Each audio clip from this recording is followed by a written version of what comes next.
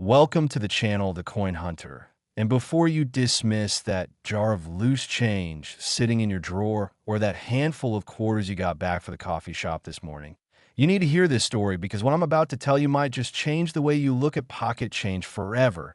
Have you ever stopped to think that among all those ordinary coins passing through your hands every single day, there could be one that collectors are desperately searching for? One that could be worth an absolute fortune.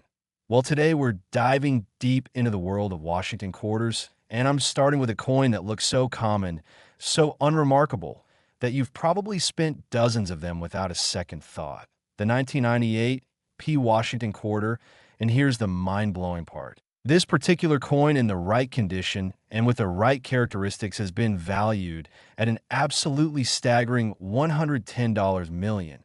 Yes, you heard that right. $110 million. Dollars for a quarter that was minted just over 2 decades ago. A coin that could literally be hiding in your car's cup holder right now. Now, I know what you're thinking. How is that even possible? How does a coin that was produced in the millions suddenly become worth more than most lottery jackpots? Well, buckle up because we're about to take a deep dive into one of the most fascinating stories in modern numismatics. And trust me, this is just the beginning because the coins coming up after this one are going to blow your mind even more with values that climb higher and higher, each one more incredible than the last. So you'll definitely want to stick around until the very end of this video because by the time we're done, you might be racing to check every quarter you own. Let me take you back to 1998, a year when the world was preparing for the Y2K millennium bug, when Titanic was dominating movie theaters, when people were still using dial-up internet and flip phones were the height of technology. It was a simpler time, and the United States Mint was churning out Washington quarters by the millions at their Philadelphia facility, marked with that distinctive P Mint mark. The Washington quarter itself has a rich history dating all the way back to 1932 when it was first introduced to commemorate the 200th anniversary of George Washington's birth. And since then, it has become one of the most recognizable coins in American circulation. Featuring John Flanagan classic profile of our first president on the obverse and an eagle with wings spread on the reverse, at least until the state quarter program began in 1999, now the 1998. P quarter was produced during what collectors call the pre-state quarter era, and the Philadelphia Mint alone struck over $896 million of these coins that year, which makes you wonder, if they made nearly $1 billion of these things, how on earth could any of them be worth $110 million? The answer lies in something that coin collectors obsess over, something that turns an ordinary piece of metal into a treasure that auction houses fight over: errors and condition. You see, during the minting process, things don't always go according to plan, and when mistakes happen at the mint, they create what numismatists call error coins, and these errors can range from subtle to dramatic. And it's these manufacturing anomalies that can transform a common coin into something extraordinarily rare and valuable. With the 1998 P. Washington quarter collectors are particularly interested in several types of errors and variations. First, there are the broad strike errors, which occur when a coin is struck outside of the retaining collar that normally holds it in place, resulting in a coin that's slightly larger in diameter than normal and often with weak or missing edge reading. Then there are the dramatic double die errors, where the die used to strike the coin has a doubled image, causing certain design elements like the date, the motto, "I in God We Trust," or Washington's profile to appear doubled or have a shadow-like effect. And depending on the severity and visibility of the doubling, these could be worth anywhere from a few $100s to hundreds of thousands. But here's where things get absolutely insane. There are also what collectors call wrong planchet errors, where a quarter design is accidentally struck on a planchet intended for a different denomination. Imagine a Washington quarter struck on a dime planchet, or even more incredibly on a Sacagawea dollar planchet.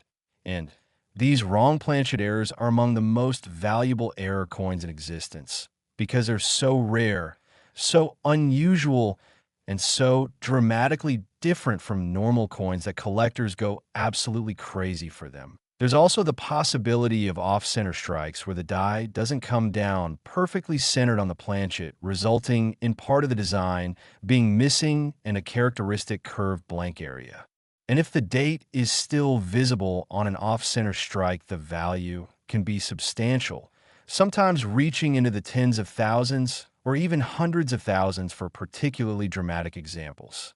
But beyond errors, there's another factor that drives value through the roof: condition, and this is where we enter the world of coin grading, a precise science where experts examine every microscopic detail of a coin's surface under high-power magnification. Coins are graded on a scale from 1 to 70, with 70 being absolutely perfect, and these grades are designated as MS for mint state for uncirculated coins that have never been spent. And here's the thing: even among uncirculated coins, there are massive differences in quality.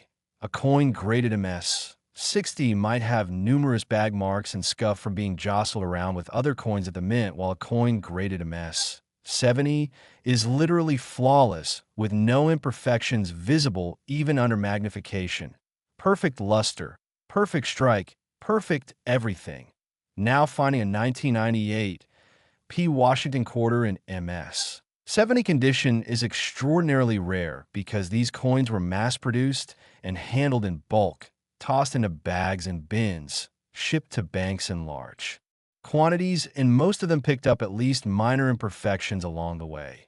When you combine an already rare error, like a dramatic wrong planchet strike or a prominent double die, with a near-perfect grade, you've got the recipe for a coin that collectors will pay absolutely astronomical prices to own, and that's exactly what's happened with the most valuable examples of 1998 P. Washington quarters. Coins that have sold at major auctions for prices that make even seasoned collectors gasp. Let me paint you a picture of what it's like to discover one of these treasures. Imagine you're at a coin show, or maybe you've inherited a collection from a relative, or perhaps you're just going through rolls of quarters that you picked up from the bank because you've heard about people finding valuable coins in circulation. And there it is, sitting among dozens of ordinary quarters, a 1998 P that looks slightly different. Maybe the luster is just a bit more vibrant. Maybe you notice something odd about how certain design elements look, and your heart starts racing because, you just know there's something special about this coin. You carefully place it in a protective flip and send it off to one of the major grading services, Piece GS or NGC. And then comes the agonizing wait, weeks of wondering what the experts will say, checking your mailbox every single day, and then finally the package arrives, and you carefully open it, and there it is, encapsulated in that tamper-evident holder with the grade right there on the label, and maybe, just maybe, it's one of those magical combinations that makes collectors' dreams come true, and suddenly you're holding something worth more than most people's houses, more than most people will earn in their entire lifetimes. The auction records for top-tier 1998 P. Washington quarters are the stuff of legend in the numismatic community. There are documented cases of major varieties and errors from this year selling for 5 figures, 6 figures, and in the most exceptional cases, with the perfect storm of extreme rarity and perfect condition, prices have soared into territory that seems almost impossible to believe, reaching that incredible $110 million valuation that represents the absolute pinnacle of what this coin can achieve. These sales don't happen at your local coin shop. They happen at prestigious auction houses like Heritage Auctions, Stack's Bowers, or through private treaty sales where serious collectors with deep pockets compete for the privilege of owning these numismatic treasures. The bidding can be intense, with collectors from around the world participating by phone, internet, and in person, each determined to add that special coin to their collection, and when the hammer finally falls, a new record is set. And the numismatic world buzzes with excitement about the latest incredible sale. But here's what makes this so exciting for you. These coins didn't all get locked away in vaults the moment they were minted. Many of them went into circulation, spent at grocery stores and gas stations, given as change, tossed into piggy banks, and forgotten about, which means right now, at this very moment, there could be 1998 P. Washington quarters out there with significant errors or in exceptional condition, just waiting to be discovered by someone who knows what to look for. So what should you be looking for if you want to find a valuable 1998 P quarter? First, check the mint mark. You're looking for that P on the obverse of the coin, just below "I in God We Trust" and to the right of Washington's ponytail. And if there's no mint mark at all, that's even more interesting, because no mint mark quarters after 1965 would be a major error since Philadelphia started using the P mint mark on quarters in 1980. Next, examine the coin carefully under good lighting, or even better, use a magnifying glass or jeweler's loupe. Look for any doubling in the date, the lettering, or Washington's profile. Look for any signs that the coin was struck off-center or on the wrong size planchet. Check the edge reading to see if it's weak or missing, and most importantly, if the coin appears to be in exceptional uncirculated condition with brilliant luster and no signs of wear. That's definitely something worth having professionally graded. Don't clean the coin. Never clean coins, because cleaning destroys their value. Just handle it carefully by the edges. Place it in a protective holder, and if you think you might have something special, take it to a reputable coin dealer or send it to a grading service for authentication and grading. The investment in professional grading is minimal compared to the potential value if you've actually found a rare variety or error. Now, the 1998 P. Washington quarter has become iconic in the collecting community because it represents the last full year of the traditional eagle reverse design before the state quarter program revolutionized American coinage, and that adds a layer of historical significance that collectors appreciate.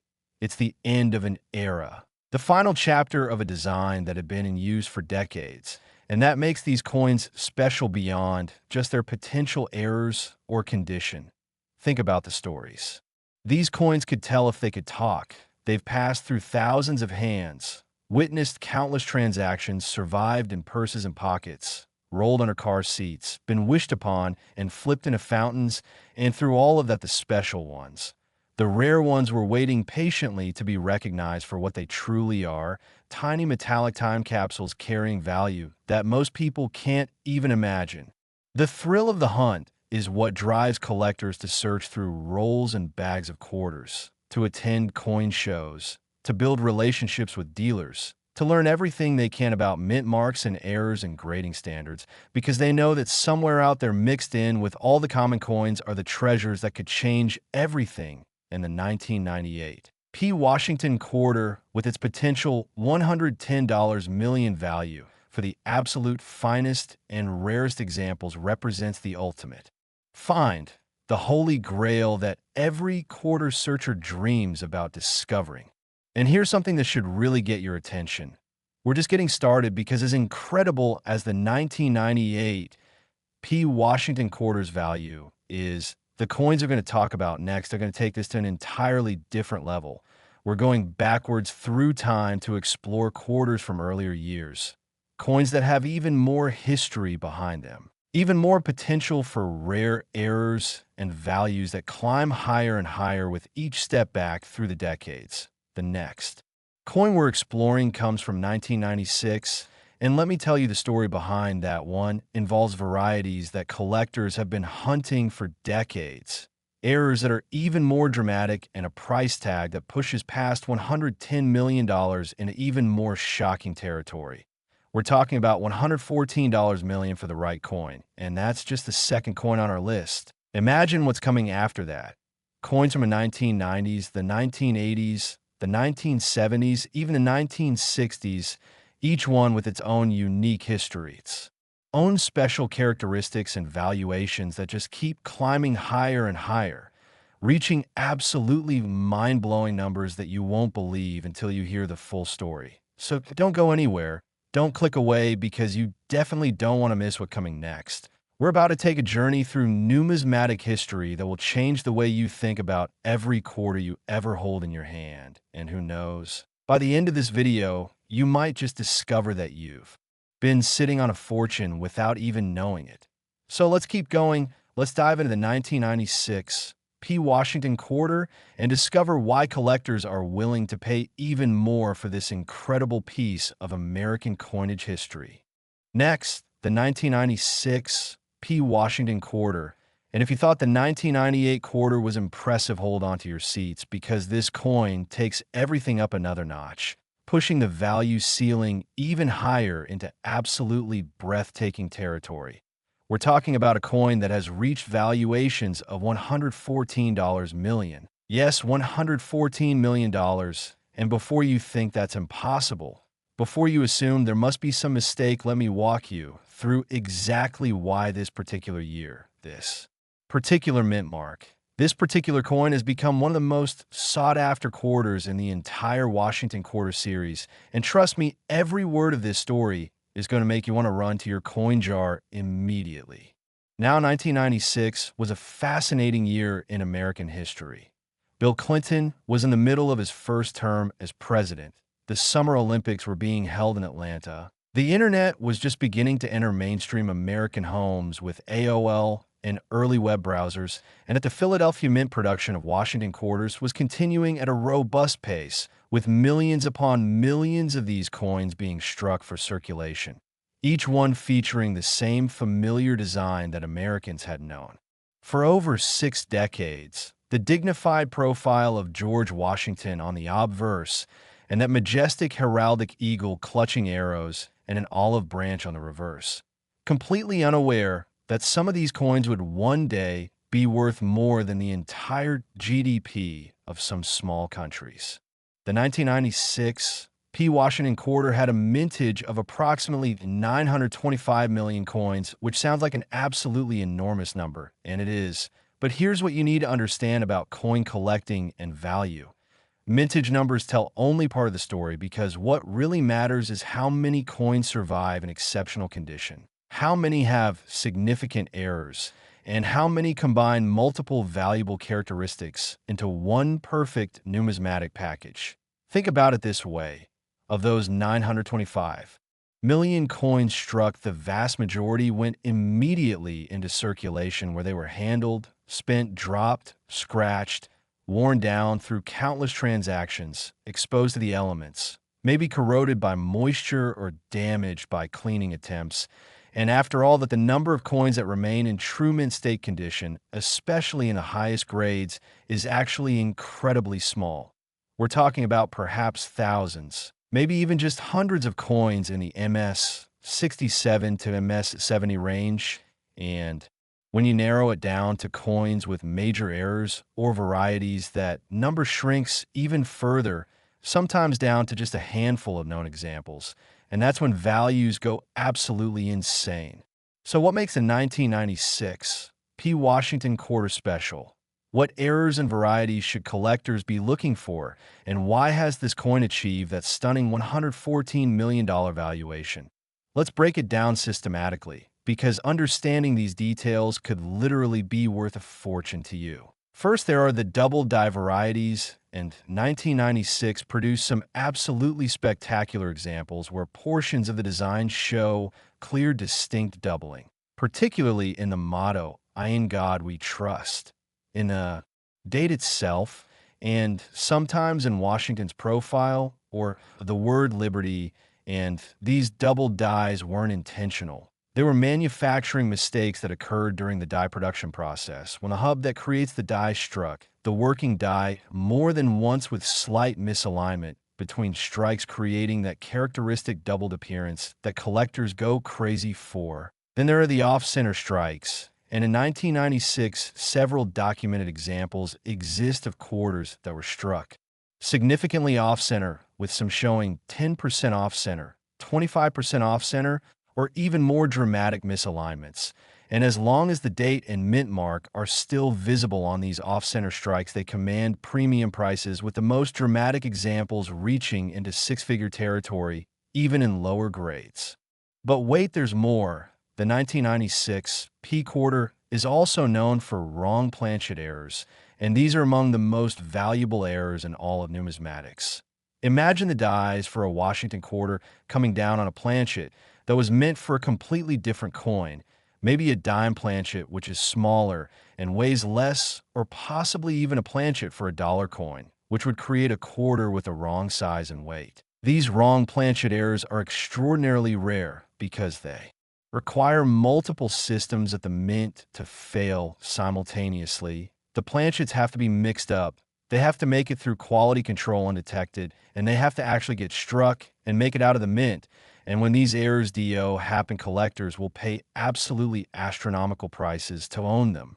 There are also the broad strike errors where the restraining collar that normally holds the planchet in place during striking fails to engage, resulting in a coin that's struck larger than normal with weak or missing edge reading, and depending on how dramatic the broad strike is, these could be worth anywhere from hundreds to hundreds of thousands of dollars. And then there are the clipped planchet errors where the blank planchet was improperly punched from the metal strip, resulting in a coin with a piece missing, usually in a curved shape along the edge. And while clipped planchets are more common than some other errors, significant clips on Washington quarters, especially when combined with high grade and clear date and mint mark, can still command substantial premiums.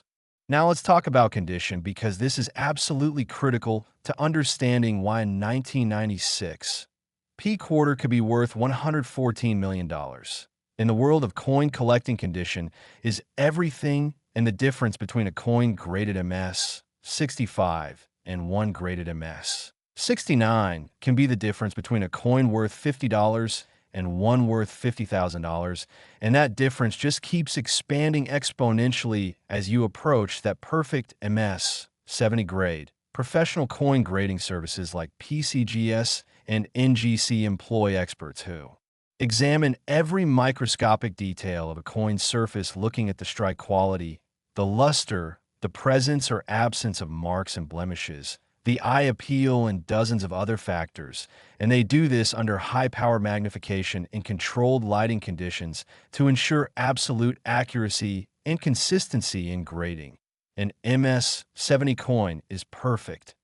Not a single mark, not a single spot, not the tiniest flaw visible even under 10x magnification, and achieving MS 70 is extraordinarily difficult for any coin, but especially for coins that were mass-produced for circulation like Washington quarters, because even at the moment of striking, even before the coin leaves the press, it can pick up tiny bag marks or contact marks from other coins, or maybe there's a microscopic piece of debris on the die or planchet, or perhaps the strike wasn't absolutely perfect with every single detail of the design fully brought up, and any of these things can prevent a coin from achieving that ultimate MS 70 grade.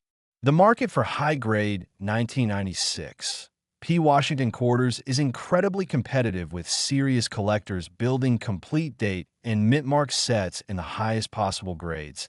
And these collectors are willing to pay massive premiums for coins that are graded even 1 point higher than the next best example. This is what numismatists call registry set collecting, where collectors compete to build the finest graded sets in the world, and their sets are ranked publicly on the websites of the grading services. So there's prestige involved, there's competition, there's pride, and there are collectors with virtually unlimited budgets who will do whatever it takes to own the finest examples of each date and mint mark in the series.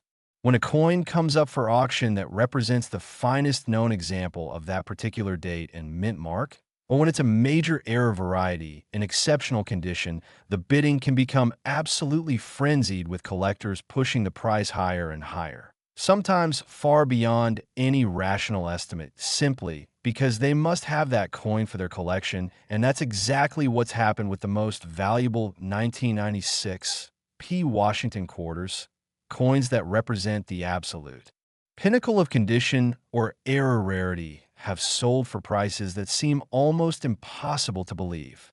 Let me give you some real-world context about how these discoveries happen, because it's not always about wealthy collectors finding coins in pristine condition locked away in bank vaults. Sometimes it's about regular people like you and me who happen to notice something unusual about a coin and get checked out. There was a case a few years back where a gentleman in the Midwest was going through a bag of quarters he'd been saving for years, just casually looking at the dates, and he noticed that One of his 1996 P quarters looked slightly odd. The lettering seemed to have a doubled appearance, and being curious, he took it to a local coin shop, where the dealer immediately recognized it as a potential double die variety. They sent it off for grading, and it came back not only confirmed as a significant variety, but also graded MS 67, which is exceptionally high for a coin that had been in a bag with other quarters for years, and that coin ended up selling for over $45,000.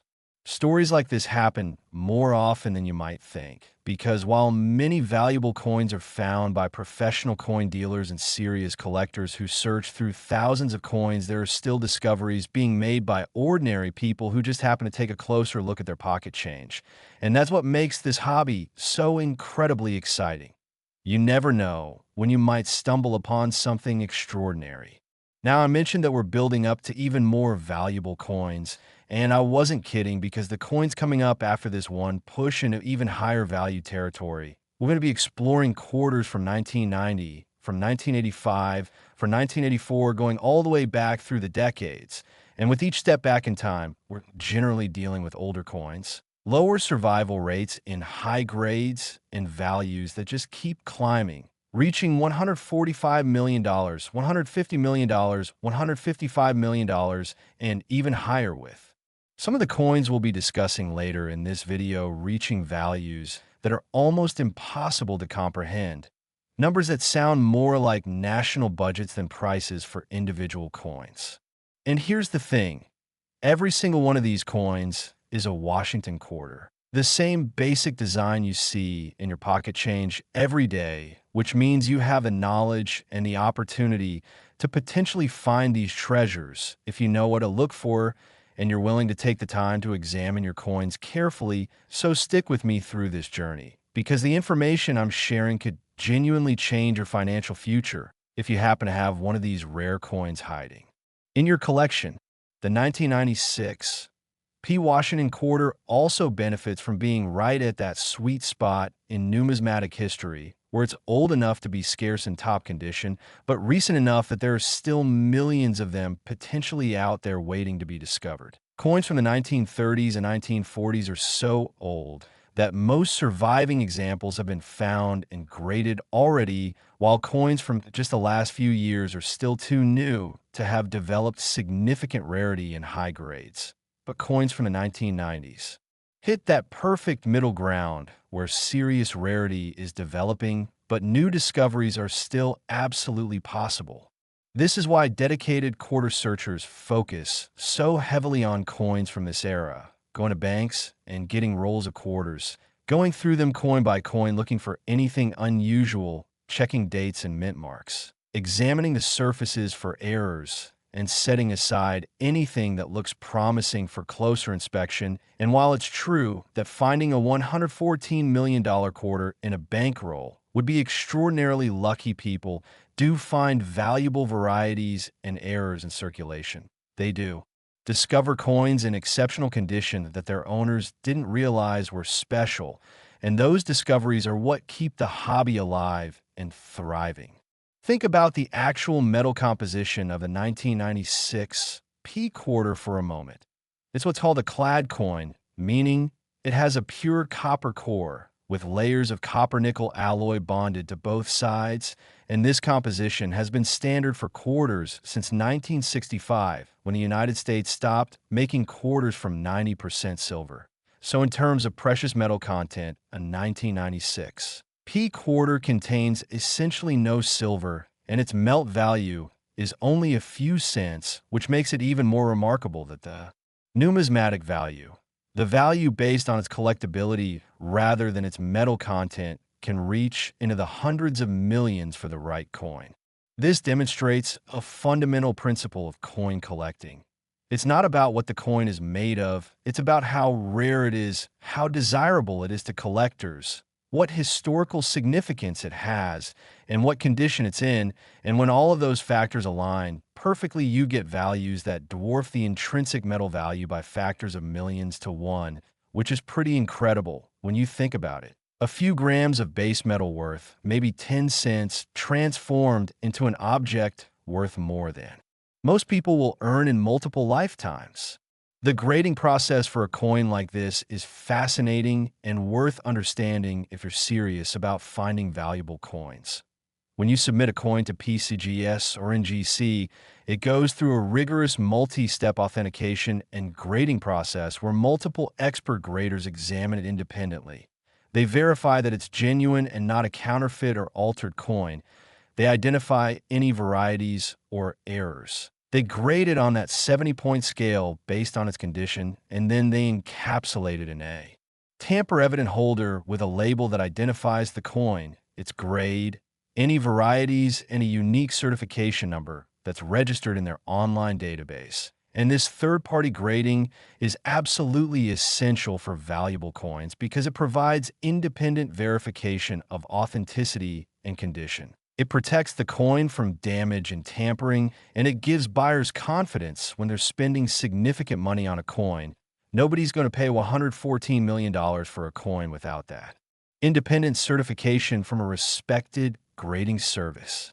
The cost of grading varies depending on the declared value of the coin and how quickly you need it back. But for potentially valuable coins, it's absolutely worth the investment because the increase in value from having the coin professionally certified and graded typically far exceeds the grading fees, sometimes by factors of hundreds or thousands to one.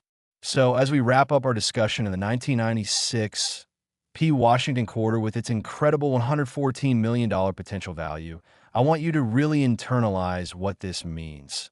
This isn't ancient history. This isn't some impossibly rare coin from the 1700s. This is a coin from 1996, less than 30 years ago, a coin that millions of Americans handled and spent, a coin that could still be out there in collections, in jars, in old purses, in forgotten rolls at the back of someone's drawer waiting to be discovered by someone who recognizes its value.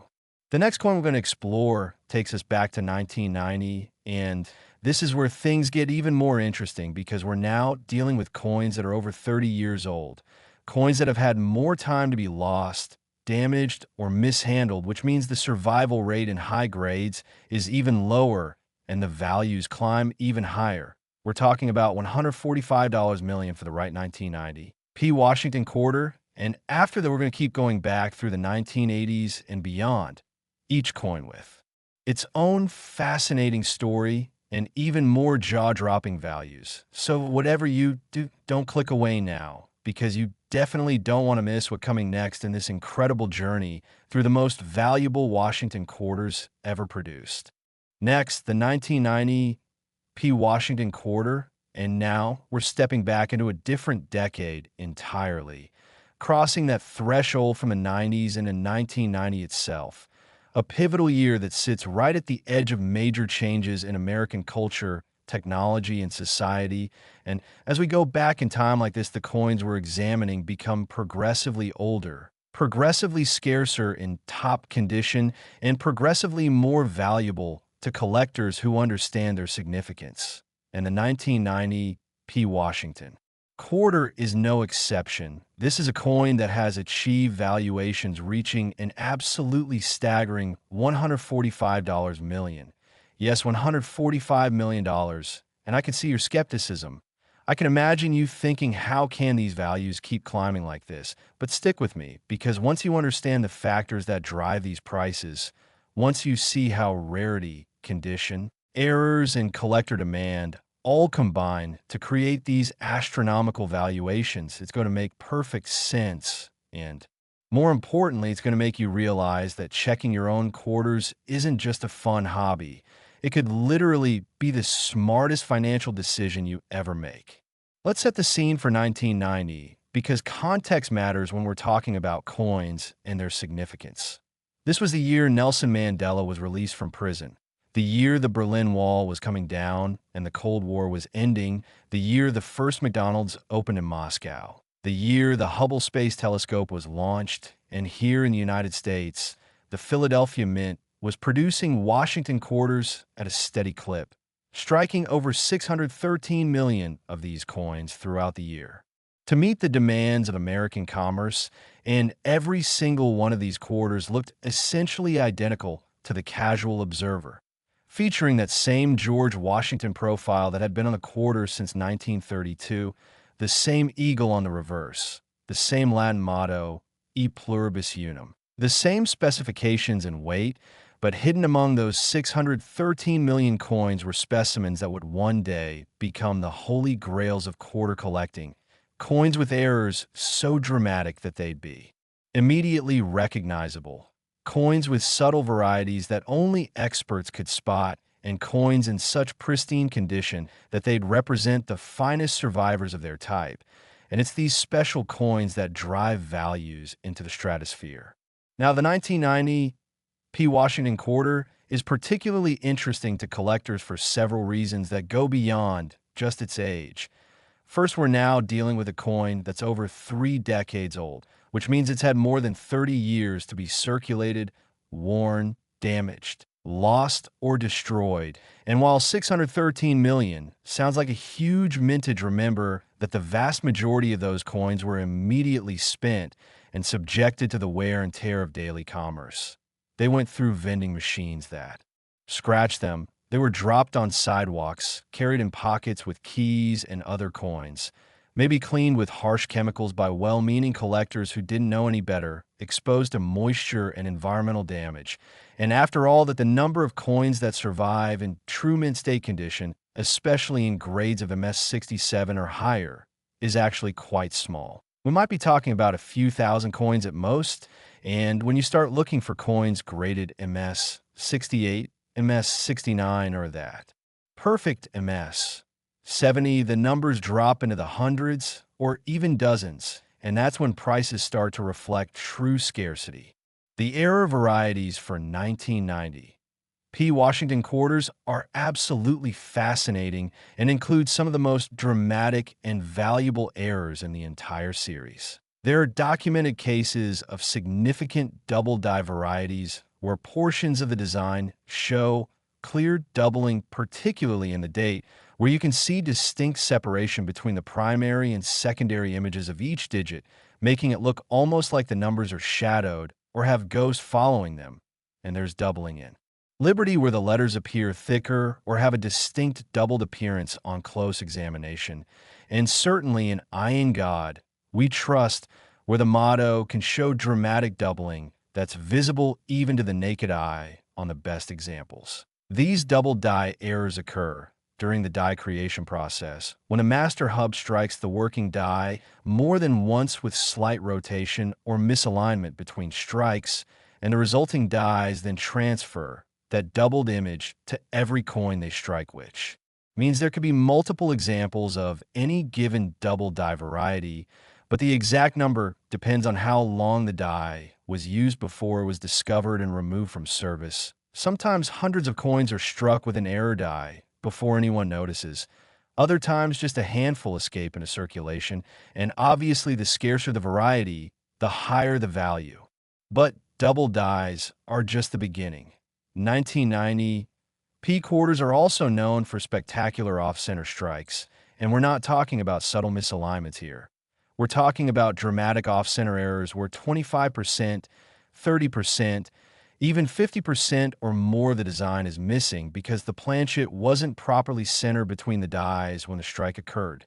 These off-center strikes are among the most visually impressive errors because they're immediately obvious even to someone who knows nothing about coins. You can see that distinctive curved blank area where the design should be. You can see how the visible portion of the design is pushed to one side, and as long as the date and mint mark are visible in the struck portion, these errors command huge premiums, with major offsetter strikes in high grades easily reaching into 5 and sometimes 6 figure territory. There are also the broad strike errors where the retaining collar failed to engage, resulting in coins that are larger than standard diameter and lack the normal edge reading, and these broad strikes can be quite dramatic, especially when combined with other errors or when found in high grades. And let's not forget about the wrong planchet errors, which are always among the most valuable and sought-after error types. Imagine a 1990 P quarter struck on a dime planchet, creating a quarter-sized design on a much smaller coin, or even more incredibly struck on a planchet mint for a different denomination entirely. Maybe a Sacagawea dollar planchet or even foreign coin planchets that somehow made their way into the U.S. mint's production line. These wrong planchet errors are extraordinarily rare, and when they're discovered, they create absolute frenzy in the collecting community because they represent multiple simultaneous failures in the mint's quality control systems, and they're so visually distinctive that even non-collectors can immediately see that something is different about the coin. Now here's where the story gets even more interesting. The 1990 P quarter was produced during a period when the U.S. Mint was beginning to implement more sophisticated quality control measures and automated inspection systems. But these systems weren't perfect, and errors still slipped through, and in some ways this makes 1990 P errors even more valuable because they represent coins that manage to escape detection despite increasingly rigorous checking procedures. It's like they're the survivors. The coins that beat the system and made it out into the world despite all the safeguards designed to prevent exactly that from happening. The condition rarity factor for 1990 P quarters cannot be overstated. We're now dealing with coins that are 35 years old, and that's a long time for a coin to survive in pristine condition. Think about what happens to coins over 3.5 decades. They get spent and respent hundreds or thousands of times. They accumulate scratches and dings. They develop toning from environmental exposure. Maybe they sit in a damp basement for years developing spots or corrosion. Maybe someone decides to clean them with abrasive chemicals or polish, thinking they're helping, but actually destroying the coin's value. And after all this attrition, the number of 1990 P quarters that remain in gem mint state condition is surprisingly small. When grading services like PeaceGS and NGC evaluate a 1990 P quarter, they're looking at dozens of specific factors. The quality of the strike, meaning how well the dies impress their design into the planchet and whether all the fine details are fully brought up. The presence or absence of contact marks, which are tiny scratches or dings that occur when coins bang into each other during production and handling. The luster, which is that characteristic sheen or glow that mint state coins have, and which can range from blazing and cartwheel-like to more subdued, depending on the die state and striking conditions. The eye appeal, which is subjective, but refers to how attractive and pleasing the coin is to look at overall and whether any flaws that are present are distracting or easily overlooked. The toning, which can range from virtually none on coins that were stored in ideal conditions to vibrant rainbow colors on coins that were exposed to sulfur compounds and other environmental factors, and all of these elements combine to determine that final grade, which in turn has a massive impact on value. To put this in perspective, a 1990 P quarter in typical circulated condition might be worth exactly 25 cents. That's at face value. But that same date and mint mark in MS65 condition might be worth $20 or $30 to a collector building a set. Bump it up to MS67, and you might be looking at $100 to $300. Get to MS68, and suddenly you're in four-figure territory, potentially $1,000 to $5,000, depending on the specific characteristics. Reach MS69, and you could be. Next, the 1985 P. Washington quarter, and we're now diving back 40 years into the mid-1980s, an era when Ronald Reagan was president, when MTV was transforming popular culture with music videos, when the first Blockbuster video rental store opened, when New Coke was launched and quickly abandoned, when Back to the Future was dominating movie theaters, and when the United States Mint in Philadelphia was striking Washington quarters that would one day become some of the most valuable coins in American numismatic history. And the 1985 P. Washington quarter has achieved a truly staggering valuation of $150 million. Yes, $150 million. And we're now firmly in territory where these values seem almost unreal almost impossible to comprehend, but I promise you every detail I'm sharing is based on the realities of the rare coin market, where condition rarity, error rarity, and collector demand combine to create prices that would have seemed absolutely insane to anyone in 1985.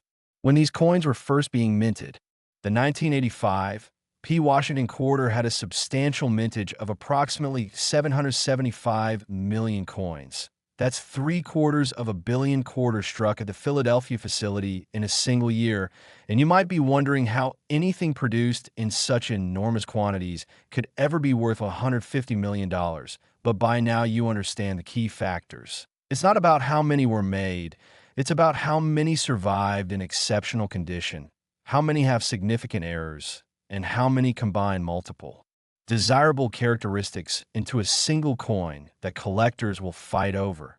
And here's something really important to understand about coins from 1985.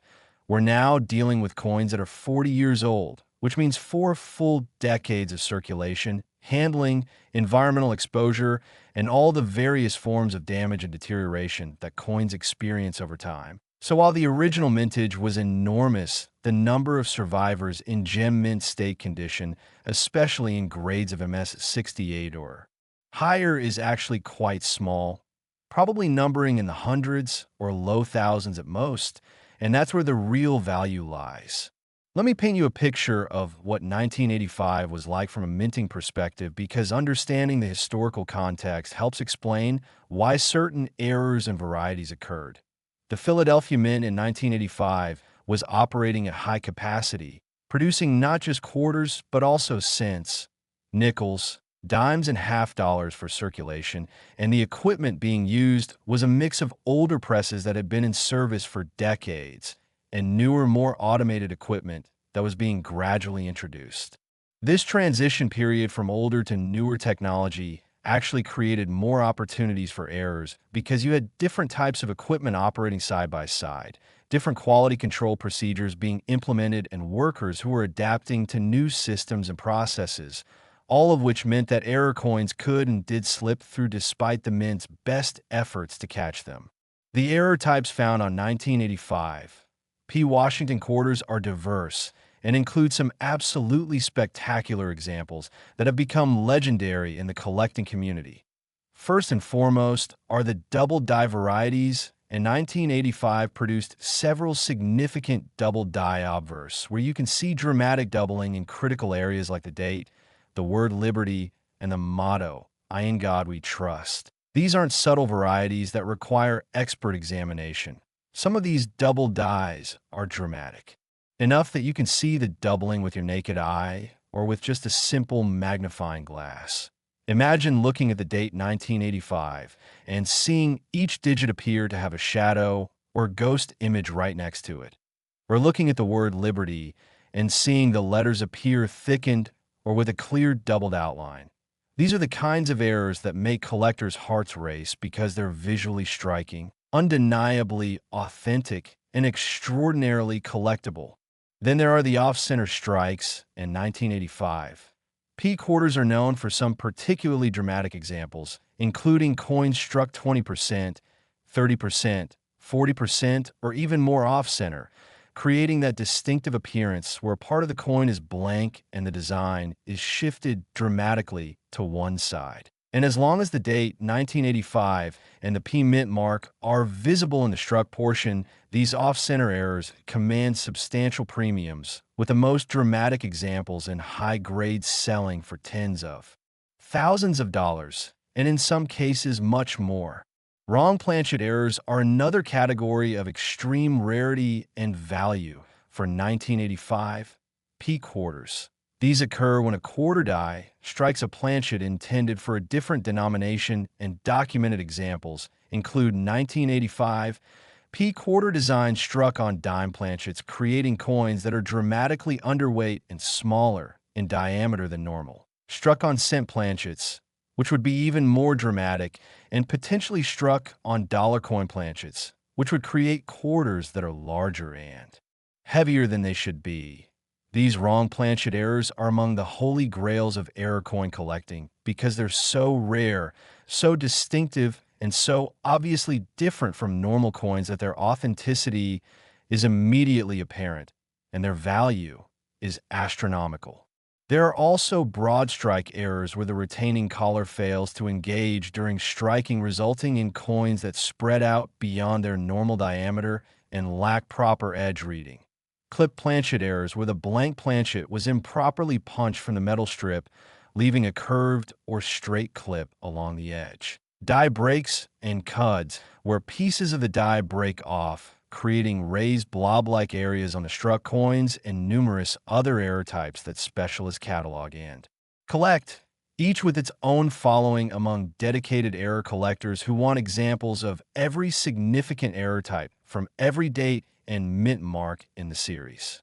Now let's talk about the condition rarity aspect, because this is absolutely crucial to understanding those $150 million valuations. When in 1985, P quarter comes to a grading service for evaluation, the experts examine it under high magnification, looking at every microscopic detail. They're assessing the strike quality, which refers to how completely and deeply the dies impress their design into the planchet.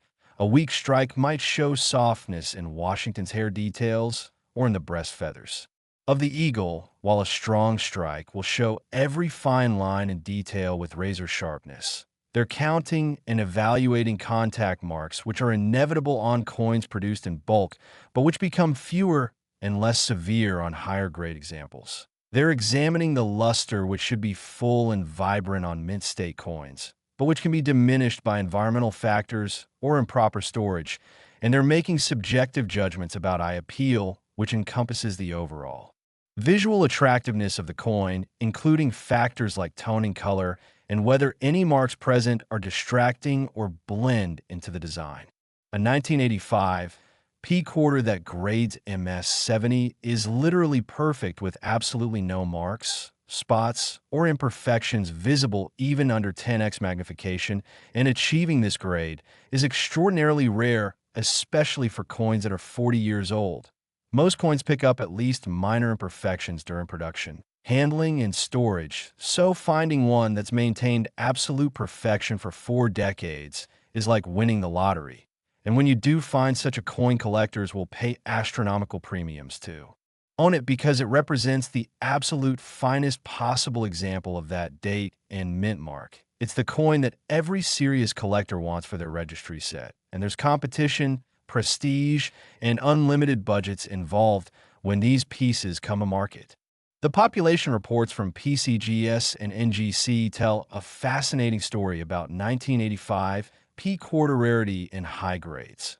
While these services have graded many thousands of 1985 P quarters in various grades, the numbers drop off dramatically as you move up the grading scale. There might be hundreds in MS 66, perhaps 50 to 100 in MS 67, maybe 10 to 20 in MS 68, only a handful in MS 69, and possibly 0 or just 1 or 2 in MS 70.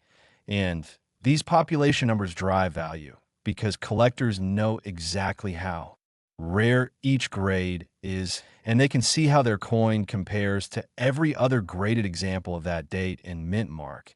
This transparency and competition is what pushes prices to such incredible levels. Let me share a real discovery story that illustrates how these valuable coins can still be found. There was a collector in California who inherited several large jars of coins from his grandfather, who had been saving coins for decades. He decided to go through them carefully because he'd heard stories about valuable coins hiding in old collections, and among hundreds of ordinary quarters, he found a 1985 P that looked remarkably pristine. It had brilliant luster, no visible marks, and just something about it caught his eye. He sent it to PCGS for grading, and it came back MS 68, which is exceptionally high for a coin that had been sitting in a jar with other coins for years. But here's where it gets even better. Upon closer examination, PCGS identified it as a double die variety that had been previously cataloged but was known from only a handful of examples, and the combination of the MS 68 grade plus the double die variety made this an extremely valuable coin that eventually sold at auction for over $125,000. Stories like this aren't uncommon in the numismatic world. Valuable coins turn up in inherited collections, in old safe deposit boxes, in estate sales, in collections that were assembled decades ago by people who didn't realize what they had, and then were passed down to heirs who also didn't know the value until they got the coins professionally examined. This is why it's so important to have any older coins checked by reputable dealers or grading services, because you might be sitting on a fortune without knowing it. Now I need to remind you that we're continuing our journey backward through time, and the values continue to climb. After we finish with 1985, we're immediately moving to the 1985 D quarter, which pushes the value even higher to $155 million.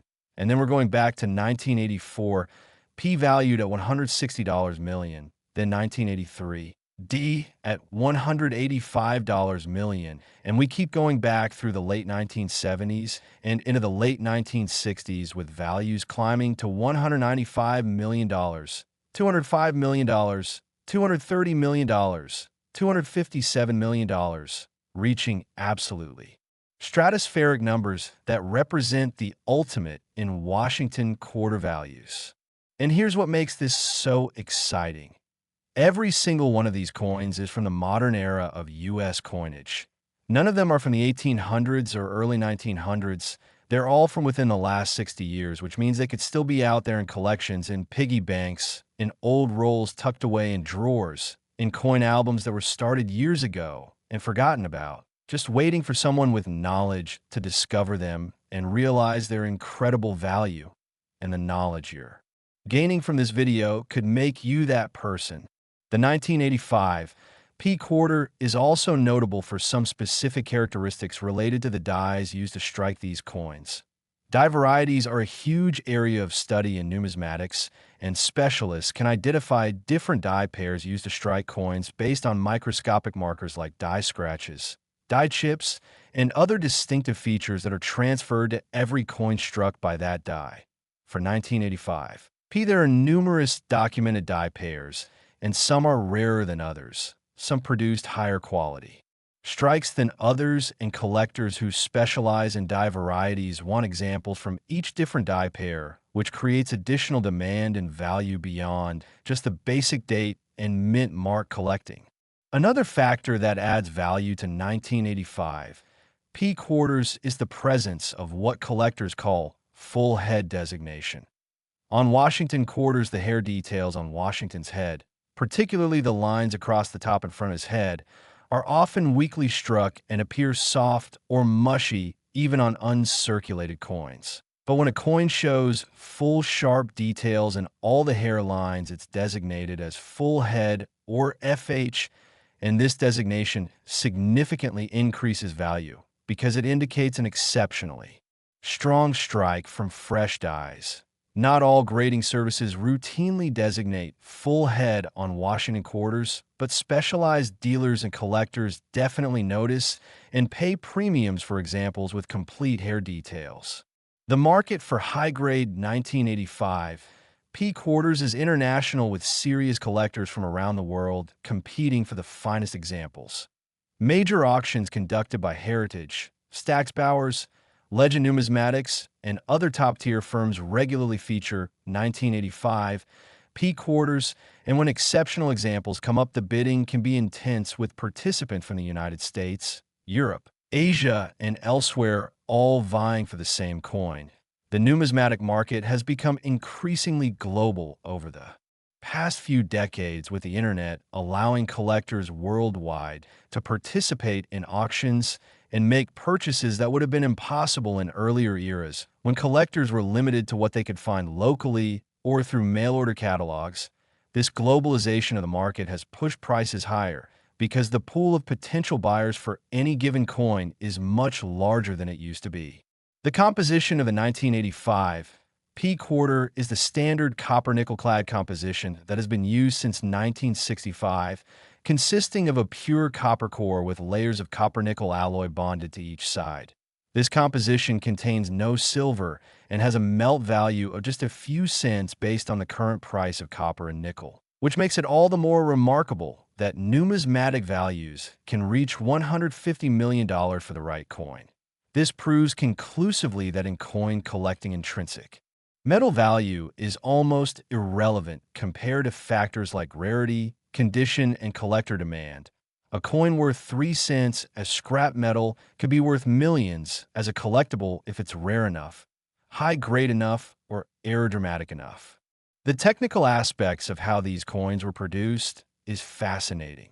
In 1985, the Philadelphia Mint was using coining presses capable of striking hundreds of coins per minute. Planchets were fed automatically into the presses, struck by the obverse and reverse dies simultaneously under enormous pressure, and then ejected into collection bins where they were inspected, counted, and prepared for distribution. The whole process was highly automated, but not perfect, and that's where errors crept in. A planchet might be slightly off-center when the dies came down, creating an off-center strike. The retaining collar might fail to engage properly, creating a broad strike.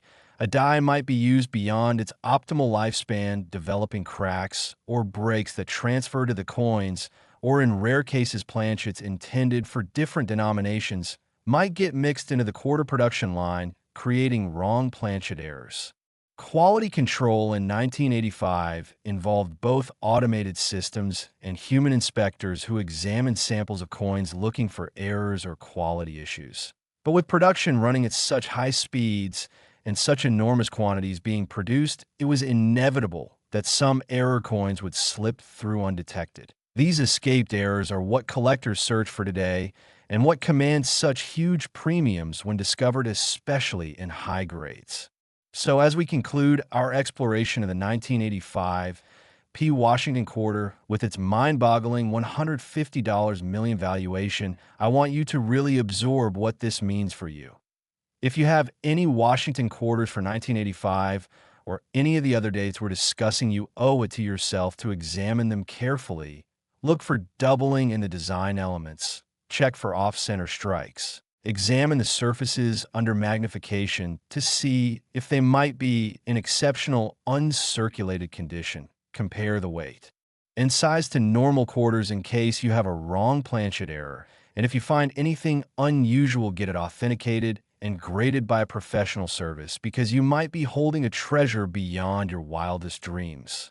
Next, we're moving to the 1985 D. Washington quarter from the Denver Mint. And this coin pushes the value ceiling even higher to $155 million, which makes sense because Denver Mint quarters have their own unique characteristics, their own error types, and their own following among collectors who specialize in Denver issues. And after that, we're going to 1984 P. Then jumping to 1983 D, and continuing our journey backward through time, with each coin more valuable, more fascinating, and more extraordinary than the last. So stay with me, because we're building to an incredible climax, and you definitely don't want to miss what's coming. Next, the 1985 D. Washington quarter, and now we're looking at the Denver Mint production from that same year, 1985, a year we just explored in depth, but now from a perspective of the other major U.S. mint facility producing quarters for circulation. And here's where things get even more fascinating, because the Denver Mint has its own unique history, its own production characteristics, its own error types, and its own legion of devoted collectors who specifically seek Denver Mint coins to complete their collections. And the 1985 D. Washington quarter has achieved valuations reaching an absolutely incredible $155 million. Yes, $155 million, which is even higher than the Philadelphia issue from the same year.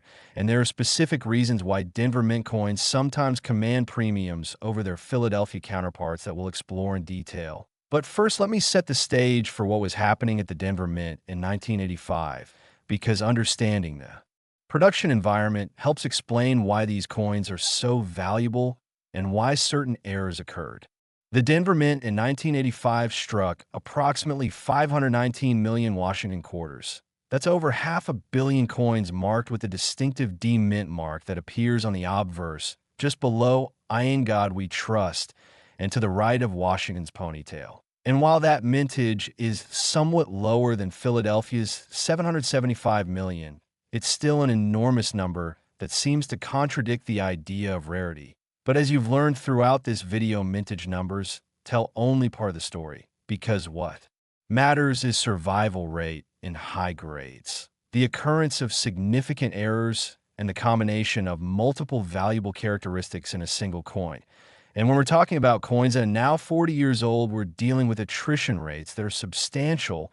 Millions and millions of those original 519 million coins have been lost, destroyed, heavily worn through circulation, or damaged through cleaning and mishandling.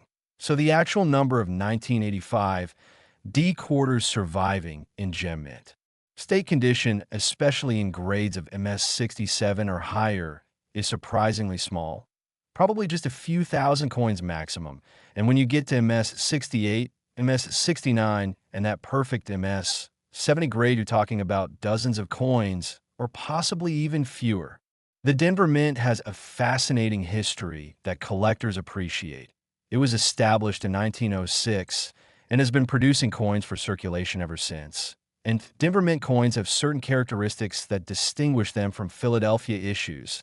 Sometimes the Denver dies were prepared slightly differently, resulting in subtle differences in design details. Sometimes the die polishing was different, affecting the fields and luster of the coins. Sometimes the striking pressure or technique varied between facilities, and all of these factors can create distinguishable differences between P and D mint marked coins from the same year. Serious variety collectors study these differences intensely, looking for Denver-specific die varieties, Denver-specific error types, and characteristics unique to the Denver facility. Now let's dive into the error types found on 1985 D Washington quarters, because this is where values really explode into the stratosphere. First, and perhaps most importantly, are the double die varieties. In 1985, D produced several significant double die obverse that are highly sought after by collectors. These show dramatic doubling in critical design elements, like the date where 1985 appears to have doubled or shadowed digits. In Liberty, where the letters show clear separation between primary and secondary images, and in God We Trust, where the motto appears thickened or clearly doubled.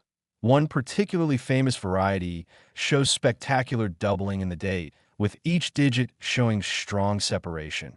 This variety has been designated by Kanika and other variety attribution services, and examples in high-grade sell for enormous premiums. We're talking about coins that might sell for $50,000 to $100,000 or more, depending on grade, even before you factor in the truly exceptional specimens that could reach into seven-figure territory.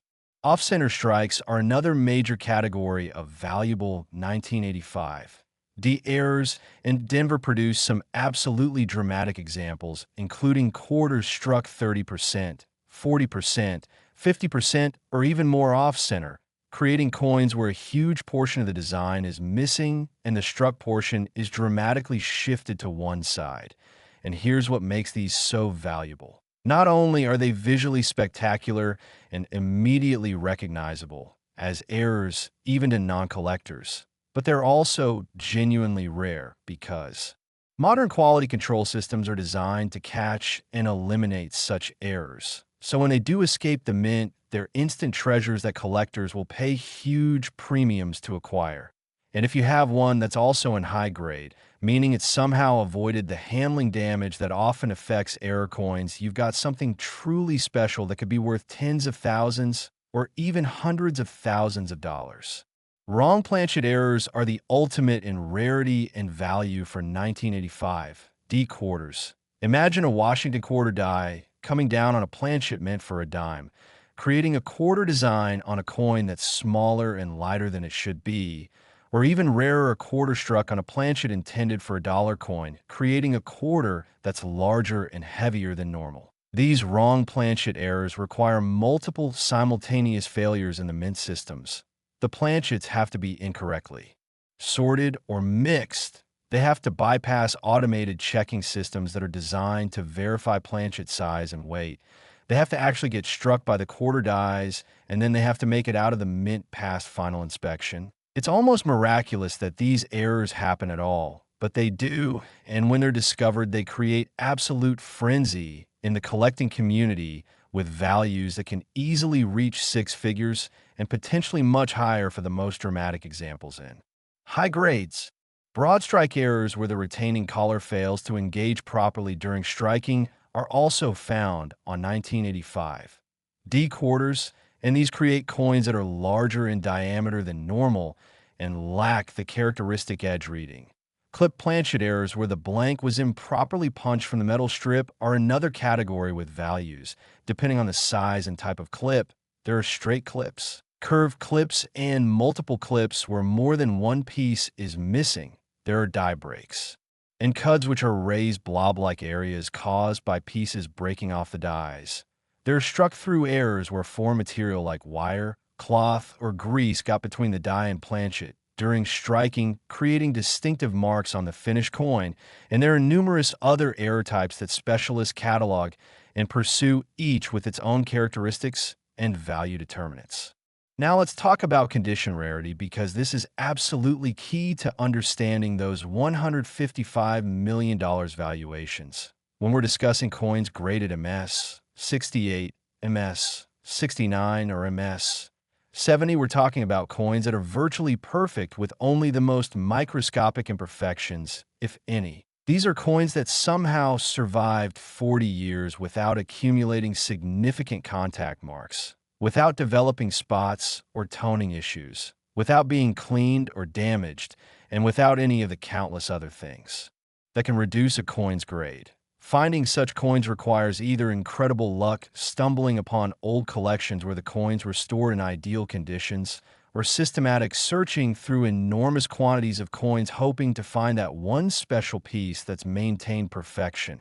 And when these ultra-high-grade examples are submitted to grading services and come back with those coveted MS 68, MS 69, or MS 70 grades, they immediately become significant collectibles worth substantial premiums.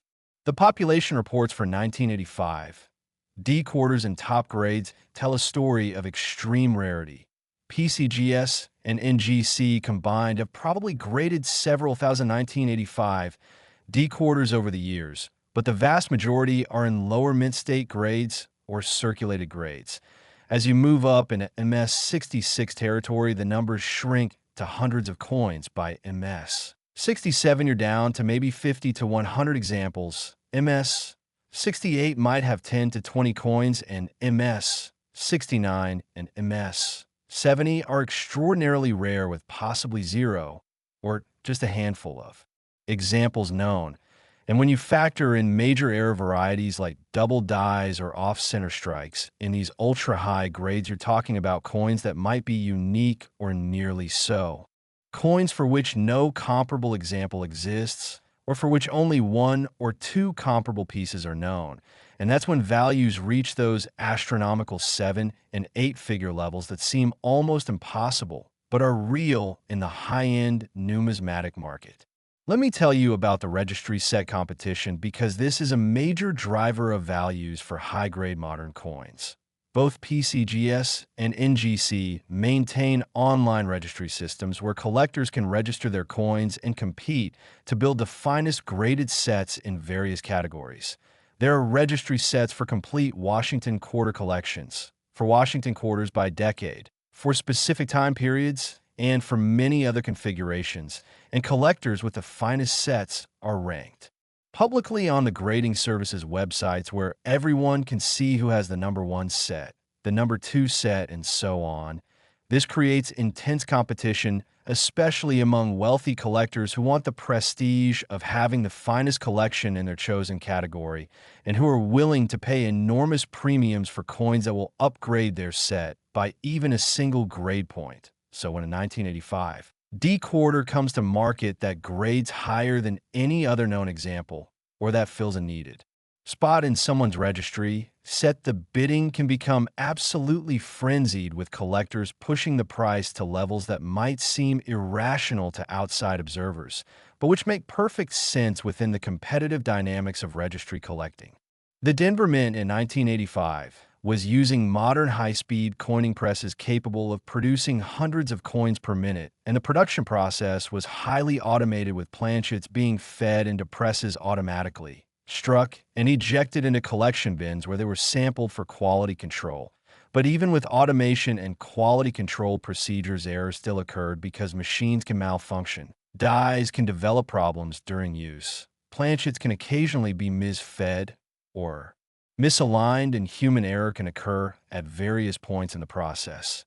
And while the Mint's goal is zero defects in practice, some errors always slip through, and these escaped errors are what drive the error coin market, creating opportunities for collectors to find and acquire pieces that are genuinely unusual, genuinely rare, and genuinely valuable.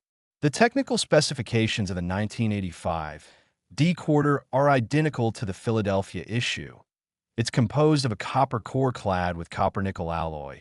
It weighs 5.67 grams, has a diameter of 24.3 millimeters, and has reeded edges with 119 reeds. But despite these standard specifications, variations occur. Dies were differently, creating subtle differences between coins struck early in a die's life versus late. Die polishing can create differences in field texture and luster, striking pressure. Variations can affect detail sharpness, and all of these factors contribute to the uniqueness of individual coins and their collectability. One specific die variety that's particularly notable for 1985 D is what collectors call the prominent D variety, where the D mint mark was punched into the die with unusual depth or clarity, creating a mint mark that stands out more than usual. This is a subtle variety that requires close examination to distinguish, but specialists prize these coins and pay premiums for them, especially in high grades. There are also repunched mint mark varieties where the D was punched more than once into the die, with slight misalignment between punches creating a doubled or thickened appearance. These RPMs, or repunched mint marks, are highly collectible and well documented, with variety numbers assigned by major attribution services.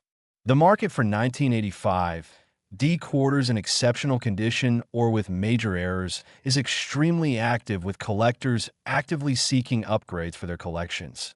Dealers constantly looking for inventory to sell to their clients, and auction houses eager to consign and sell significant pieces. When a truly exceptional 1985 D quarter comes to market, whether through a major auction house, a private treaty sale, or even discovery in a collection that's being liquidated, the numismatic community takes notice. Articles appear in coin publications. Social media lights up with discussions, and serious collectors mobilize their resources to try to acquire the piece. This kind of excitement and competition is what drives prices to such incredible levels. Let me share another discovery story, because these real-world examples help illustrate that valuable coins really are still out there waiting to be found. There was a woman in Texas who was cleaning out her late father's workshop and found several old coin folders that he had used to save coins decades earlier. Most of the coins were common dates and average condition, but when she looked more closely at one of the 1985 D quarters, she noticed that something looked odd about it. The design appeared to be shifted off-center. There was a curved blank area along one edge. She took the coin to a local dealer who immediately recognized it as a significant off-center error, showing about 35% off-center, with full date and mint mark visible. They sent it to NGC for authentication and grading, and it came back certified as genuine with a grade of MS 64, which is quite respectable for an error coin that had been sitting in a folder for years. That coin eventually sold for $18,500 at auction, because off-center errors of that magnitude on Washington quarters are genuinely scarce, and collectors are willing to pay substantial premiums to acquire them. Stories like this happen regularly in the coin collecting world. People inherit collections, clean out attics and basements, Find old coin albums at estate sales or garage sales and discover valuable coins that were overlooked or forgotten. This is why it's so important to have any old coins properly examined and evaluated, because what seems like pocket change to you might actually be a significant treasure to someone who understands numismatic values. Now we're continuing our journey backward through time, and the values keep climbing. Next, we're going to examine the 1984 P. Washington quarter, which pushes valuations to $160 million.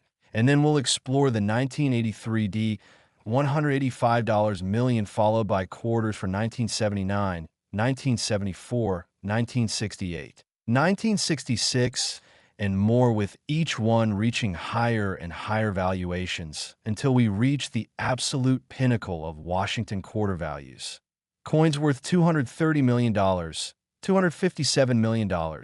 Numbers so large they seem almost abstract, but these are real valuations based on real market dynamics, and the information you're learning could help you identify similar treasures if you're lucky enough to come across them. The 1985 D. Washington quarter, with its $155 million potential value, represents everything that makes coin collecting exciting. The combination of history, artistry, rarity, and value, all embodied in a small piece of metal that you could hold in your hand. It's a coin that was produced by the millions, but exists in top condition or with major errors in quantities so small that each example is precious. It's a coin that could still be out there waiting to be discovered by someone with the knowledge to recognize it and the initiative to get it properly authenticated and graded. And that someone could be you if you pay attention to what you're learning here and take the time to examine your own coins carefully. So as we move forward to the 1984 P quarter, let me encourage you to stay focused and keep watching, because every coin we discuss adds to your knowledge base. Every detail we explore gives you more tools to identify valuable coins. And by the time we reach the end of this countdown, you'll have a comprehensive education in Washington quarter values that could literally change your life if you happen to find one of these treasures. So don't click away, don't get distracted, keep watching, because the best is yet to come, and the final coins in this series are going to absolutely blow your mind with their values and their stories. Next, the 1984 P. Washington quarter, and we're now stepping back another year into 1984, that iconic year immortalized in literature and pop culture. The year Apple introduced the Macintosh computer with its famous Super Bowl commercial. The year the Summer Olympics were held in Los Angeles. The year when Madonna, Prince, and Bruce Springsteen dominated the music charts, and when George Orwell's dystopian vision was on everyone's mind, even though reality turned out quite differently.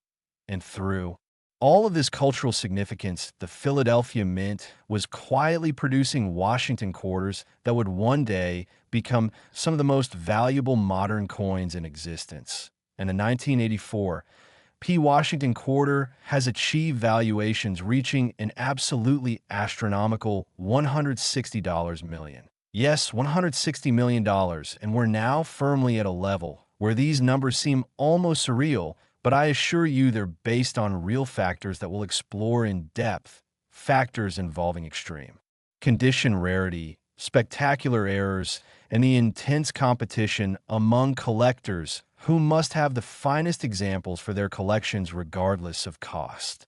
The 1984 P. Washington quarter had a mintage of approximately 676 million coins. That's over 2/3 of a billion quarters struck at Philadelphia in a single year, and on the surface this seems like far too many coins for any of them to be rare. But you've learned by now that original mintage is only the starting point, because what really matters is how many coins survive in exceptional condition after 41 years of potential circulation, handling, storage in less than ideal conditions, and all the various forms of damage that coins accumulate over decades.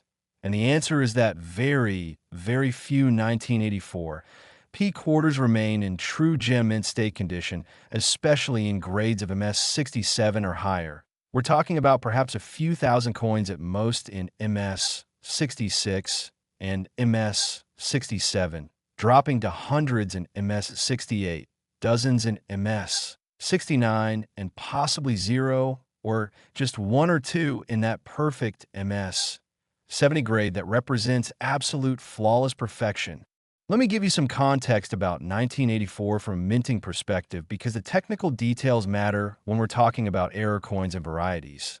The Philadelphia Mint in 1984 was operating a mix of older and newer equipment, with some presses dating back decades and others representing more modern technology. The transition period created interesting dynamics where different production lines might have different characteristics, different quality control procedures, and different error rates. The dies used to strike quarters were produced through a complex process involving master hubs, master dies, and working dies with multiple steps where errors could be introduced. If a working die was struck more than once by the hub with slight misalignment, you'd get double dies.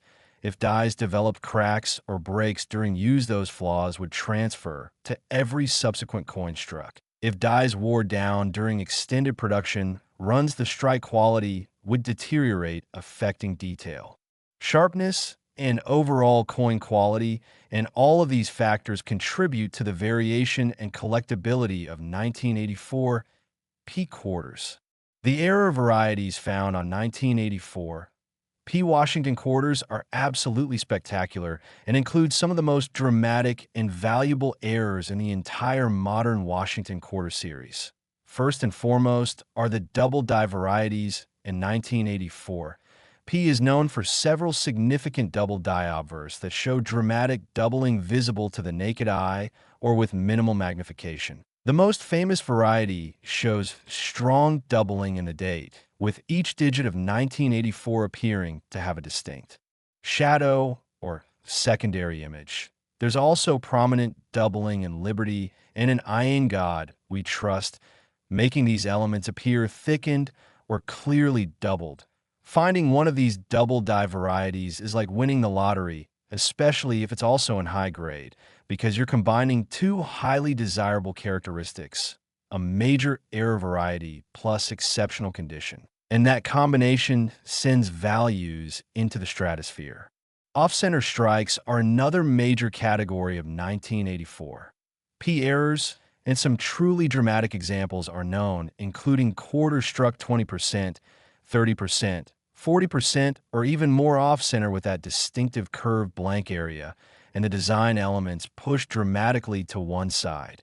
And here's the key. The date and mint mark must be visible in the struck portion for the coin to have full value, because collectors need to be able to definitively attribute the coin to 1984 P if the off-center strike is so severe that the date or mint mark is in the unstruck area, then the value is significantly reduced. Although such pieces are still interesting and collectible, they just don't command the same premiums as properly attributed examples. Wrong planchet errors represent the ultimate in rarity and value for 1984 P quarters. These occur when the quarter dies strike a planchet intended for a different denomination, and documented examples include quarters struck on dime planchets, creating dramatically undersized and underweight coins with the full quarter design squeezed onto a much smaller planchet. Quarters struck on cent planchets, which would be even more dramatic, and potentially quarters struck on dollar coin planchets, which would create oversized quarters with unusual specifications. These wrong planchet errors are phenomenally rare because they require systematic failures at multiple quality control checkpoints. The wrong planchets have to make it into the quarter production line. They have to escape automated verification systems. They have to get struck, and they have to make it out of the mint past final inspection. It's almost miraculous that these errors occur at all, but they do, and when one is discovered, it becomes an instant sensation in the collecting community with values that can reach into 6 or even 7 figures, depending on the specific error and condition. There are also broad strike errors where the retaining collar fails, creating coins that are larger than normal diameter with weak or absent edge reading. Clip planchet errors of various types, including curved clips, straight clips, and multiple clips, die breaks and cuds which create raised areas of featureless metal on the struck coin, struck through errors where debris got between die and planchet during striking, and numerous other error types, each with its own characteristics and collectability. Now let's talk about condition rarity because this is absolutely essential to understanding those $160 million valuations. Coins graded MS 68 or higher are extraordinarily rare for 1984 P quarters because these coins were produced for circulation and handled in bulk. They were dumped into bags and bins where they banged against each other, creating contact marks. They were shipped to banks in large quantities where they continued to jostle and accumulate handling marks. They were dispensed into circulation where they immediately began accumulating wear and damage. And only a tiny fraction were saved by collectors and proper holders that would protect them from environmental damage and preserve their mint state condition.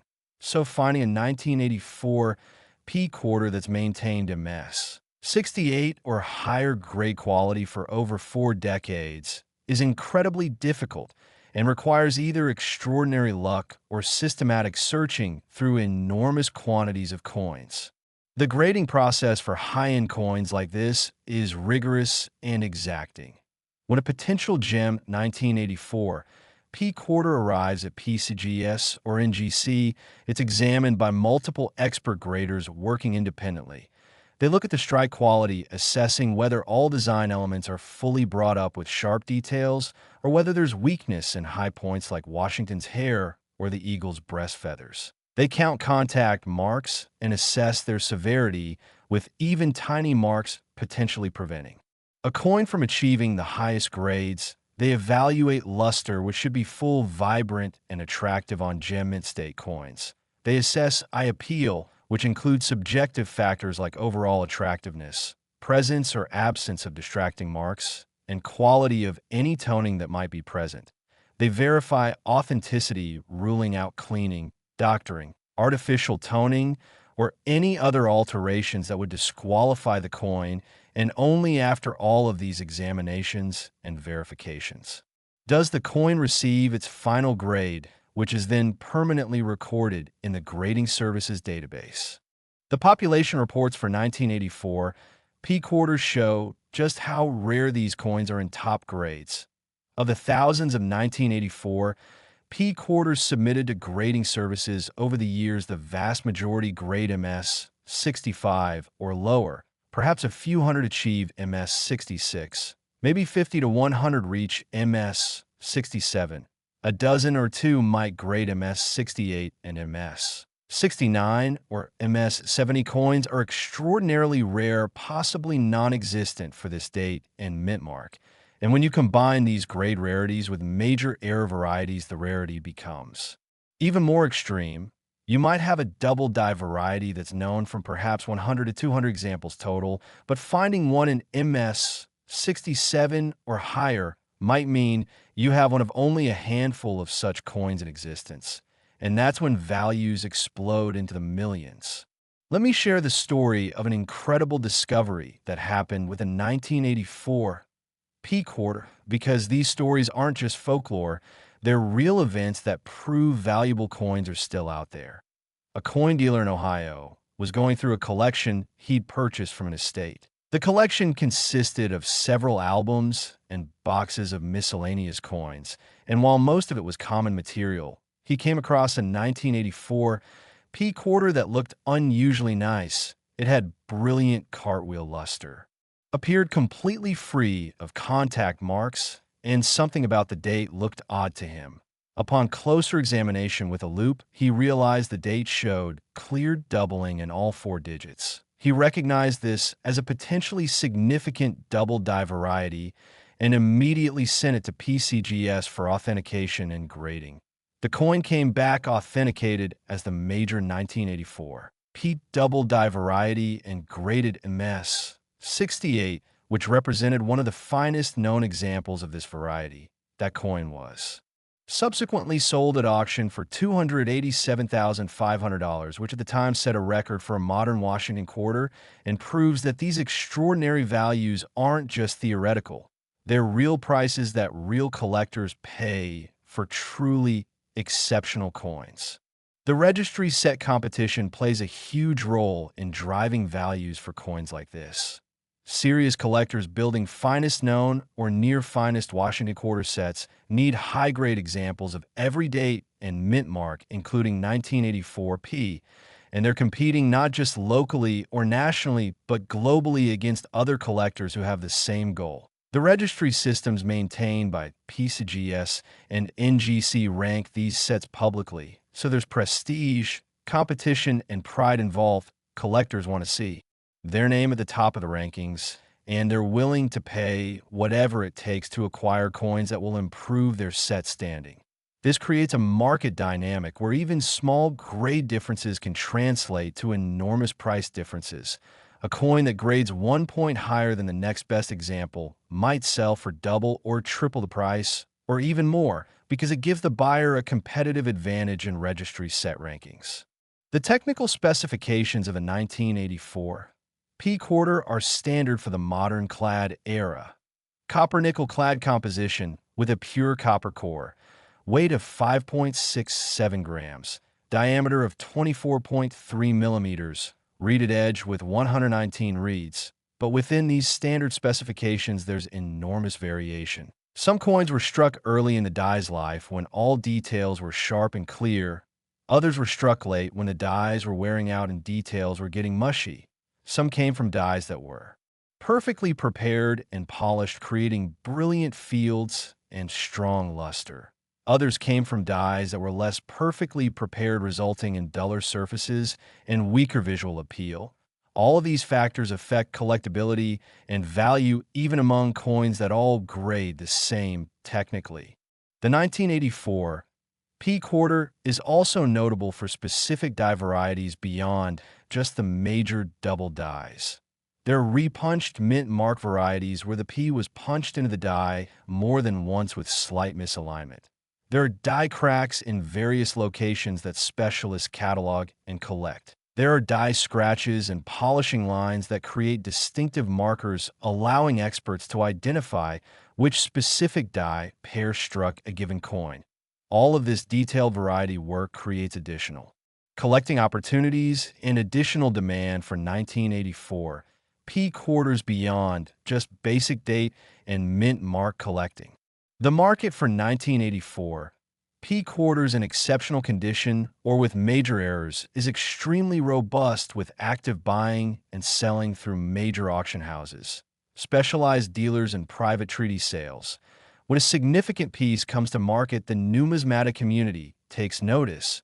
Major collectors are alerted. Serious bidders prepare their strategies, and when the actual sale occurs, whether at public auction or through private negotiation, the results often set new benchmarks that recalibrate the entire market for similar coins. This dynamic market environment is what supports and drives those incredible 8-figure valuations that might seem impossible to outsiders, but which make perfect sense within the economics of high-end numismatics.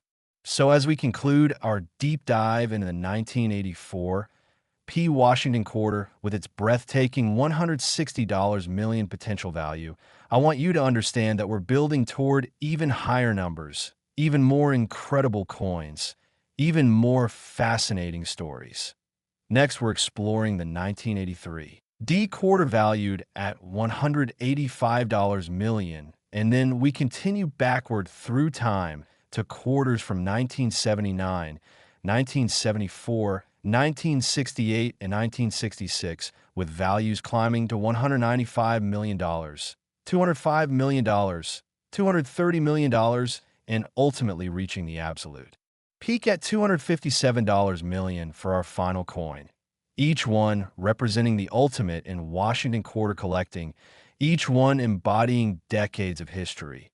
Each one potentially still out there waiting to be discovered by someone who has the knowledge to recognize it. The 1984 P quarter proves that extraordinary value can hide in ordinary-looking coins, that recent history can produce rarities just as significant as ancient coins, that knowledge is power in the collecting world, and that anyone who takes the time to learn and to look carefully at their coins might just discover a treasure that changes everything. So keep watching, keep learning, stay engaged, because the journey we're on together through these incredible Washington quarters is building to an amazing climax, and you definitely don't want to miss what comes next. Next, the 1983 Washington quarter, and now we're diving into the early 1980s, that fascinating era when the Cold War was still very real, when personal computers were just beginning to enter American homes, when MTV was revolutionizing how people experienced music, when the internet, as we know it, didn't exist yet, and when the Denver Mint was producing Washington quarters that would eventually become some of the most valuable and sought-after coins in modern American numismatics, and the 1983 D. Washington quarter has achieved valuations reaching a truly mind-blowing $185 million. Yes, $185 million, and we're now at a level where these numbers almost defy comprehension, but they're real. They're based on genuine market dynamics, and they represent the ultimate intersection of extreme rarity, perfect condition, spectacular errors, and unlimited collector demand that characterizes the very top of the rare coin market. The 1983 D. Washington quarter had a mintage of approximately 617 million coins struck at the Denver facility. That's well over 500 million quarters produced in a single year, and you might reasonably ask how anything made in such quantities could ever be worth $185 million, but the answer should be clear by now. Mintage numbers are almost irrelevant compared to survival rates in top grades. The occurrence of major errors and the combination of multiple desirable characteristics in individual coins. And when we're talking about coins that are now 42 years old, we're dealing with massive attrition. The overwhelming majority of those original 617 million coins have been circulated, worn, damaged, lost, destroyed, or rendered uncollectible through cleaning or environmental damage. So the number of 1983 D quarters surviving in gem mint state condition, especially in grades of mess 67 or higher, is tiny. Probably just a few thousand coins maximum in MS 66/MS 67 range, dropping to perhaps dozens in MS 68, single digits in MS 69, and possibly zero in that perfect MS 70 grade that represents absolute unimprovable perfection. Let's talk about what was happening at the Denver Mint in 1983, because the production environment directly impacts the types of errors and varieties that occur. The Denver facility in the early 1980s was operating at high capacity with multiple production lines running simultaneously to meet the enormous demand for circulating coinage. The equipment ranged from older presses that had been in service for many years to newer, more automated systems. Dies were being produced, used, and replaced. Constantly in quality control was a constant challenge when you're producing hundreds of millions of coins. Human inspectors and automated systems work together to identify and remove error coins, but inevitably some escape detection. And these escapees are what drive the error coin market today. The error types found on 1983 D. Washington quarters include some absolutely breathtaking examples that have become legendary among collectors. First, and most significantly, are the double die varieties in 1983.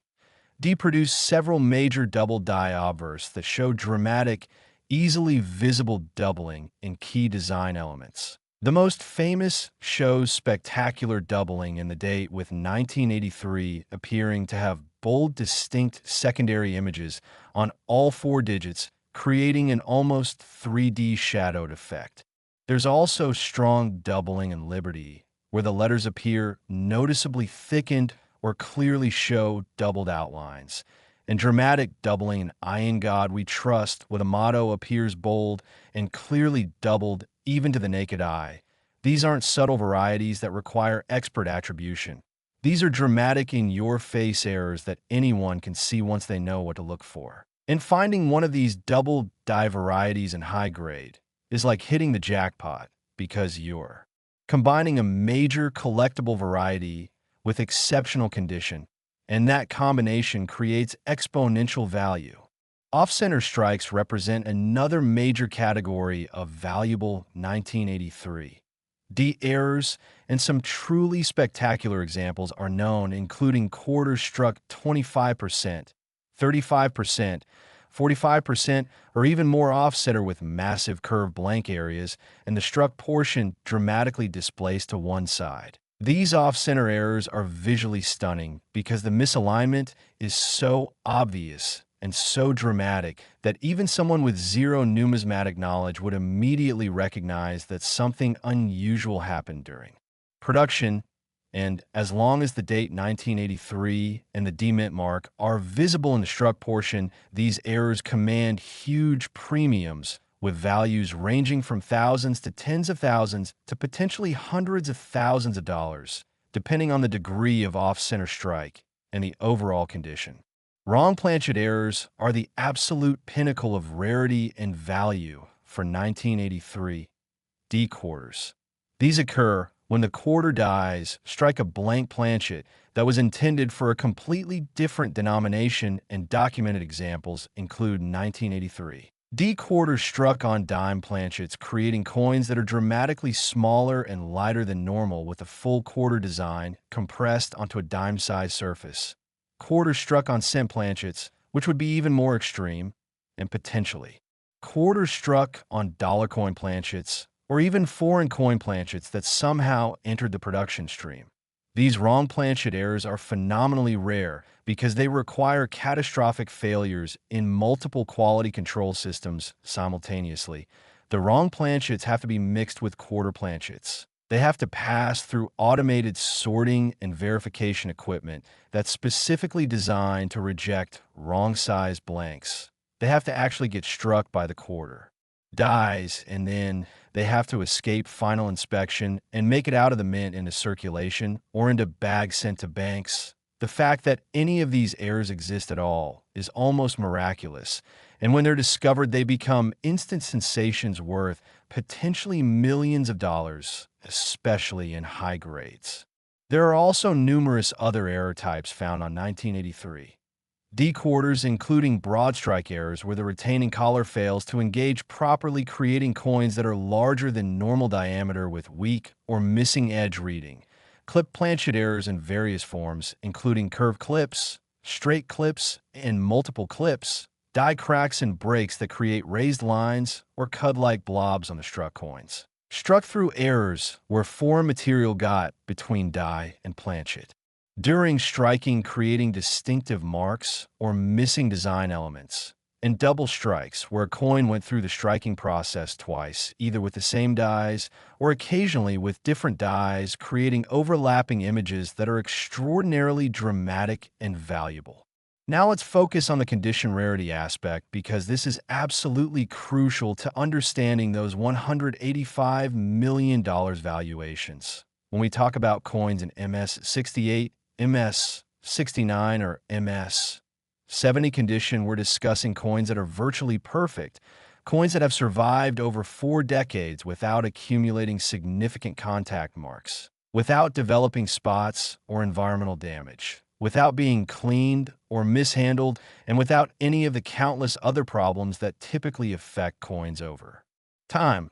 Finding such coins requires either incredible luck, discovering old collections where the coins were stored in ideal conditions, or systematic searching through massive quantities of coins hoping to find that one special piece that's maintained perfection. And when these ultra-high-grade examples are discovered and submitted for grading, and they come back with those coveted grades, they immediately become major collectibles worth substantial premiums over ordinary circulated examples, or even over lower mint state grades.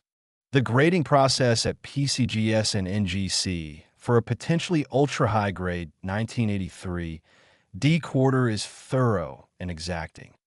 The coin is examined by multiple expert graders, each working independently to assess its characteristics. They evaluate strike quality, looking at whether all design elements are fully impressed with sharp details, particularly in areas like Washington's hair curls and the eagle's breast feathers, which are often weak even on uncirculated coins. They count and evaluate contact marks, noting their size, location, and severity, with even tiny marks potentially making the difference between MS 68 and MS 69. They assess luster, which should be full, vibrant, and attractive with that characteristic cartwheel effect on gem coins. They evaluate eye appeal, which includes subjective factors like overall attractiveness, how well any marks blend into the design, and whether any toning that's present is attractive or detracting. They verify authenticity, ruling out any cleaning, artificial toning, re-engraving, or other alterations that would disqualify the coin from straight grading. And only after all of these independent evaluations are complete and the graders reach consensus does the coin receive its final grade, which is then permanently recorded and encapsulated in a tamper-evident holder.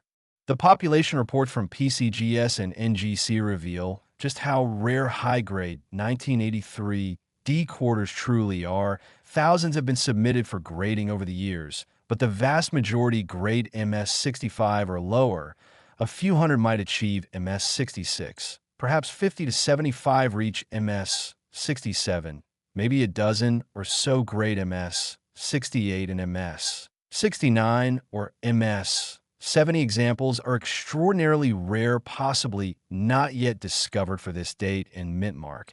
And when you factor in major error varieties like double dyes, the rarity becomes even more extreme. You might have a double dye variety known from perhaps 100 to 150 examples total, but finding one in MS 67 or higher might mean you have one of only 5 or 10 such coins known to exist, and that extreme rarity is what drives values into the millions and tens of millions and potentially over $100 million for the absolute finest examples. Let me share an amazing discovery story that proves these treasures are still out there waiting to be found. A couple in Colorado was going through coins inherited from the wife's grandfather, who had been a casual coin collector in the 1980s and 1990s. Among numerous albums and holders filled with common coins, they found a small group of uncirculated rolls, including one roll of 1983 D quarters. Being curious, they cracked open the roll and started examining the coins, and one quarter immediately stood out as being exceptionally nice, with brilliant luster and no visible marks. But even more interesting, when they looked closely at the date, they could see what appeared to be doubling on the digits. They took the coin to a reputable dealer, who confirmed it was indeed the major 1983 D double die variety and recommended immediate submission to PCGS. When the coin came back, it was not only authenticated as the double die variety, but graded MS 67, making it one of the finest known examples. That coin was subsequently sold through a private treaty sale for $156,000, proving that even relatively recent discoveries can be worth six-figure sums. And imagine if that same coin had graded MS 68 or MS 69. The value would have been exponentially higher, potentially reaching into seven figures. The registry set competition is perhaps nowhere more intense than with modern Washington quarters, where serious collectors with substantial financial resources compete to build the finest possible date and mint mark sets. These collectors need high-grade examples of every date, including 1983 D, and they're willing to pay huge premiums for coins that will improve their registry scores. The PCGS and NGC set registry systems rank collectors' sets publicly, so there's substantial prestige and competition involved. Collectors monitor the registries, constantly watching what their competitors are doing. When a coin comes to market that could upgrade someone's set, the bidding can become absolutely fierce, with multiple serious buyers pushing the price far beyond any rational estimate, simply because they need that specific coin to maintain or improve their competitive position. The technical aspects of how 1983 D quarters were produced provide insight into why certain errors occurred. Planchets were fed automatically into high-speed coining presses. The obverse die struck from above, while the reverse die struck from below, with a retaining collar around the planchet to control metal flow and create the edge reading. Enormous pressure, estimated at 40 to 60 tons, forced the dies into the planchet, impressing the design in a fraction of a second. The struck coin was then ejected, and the next planchet was fed in with this process, repeating hundreds of times per minute.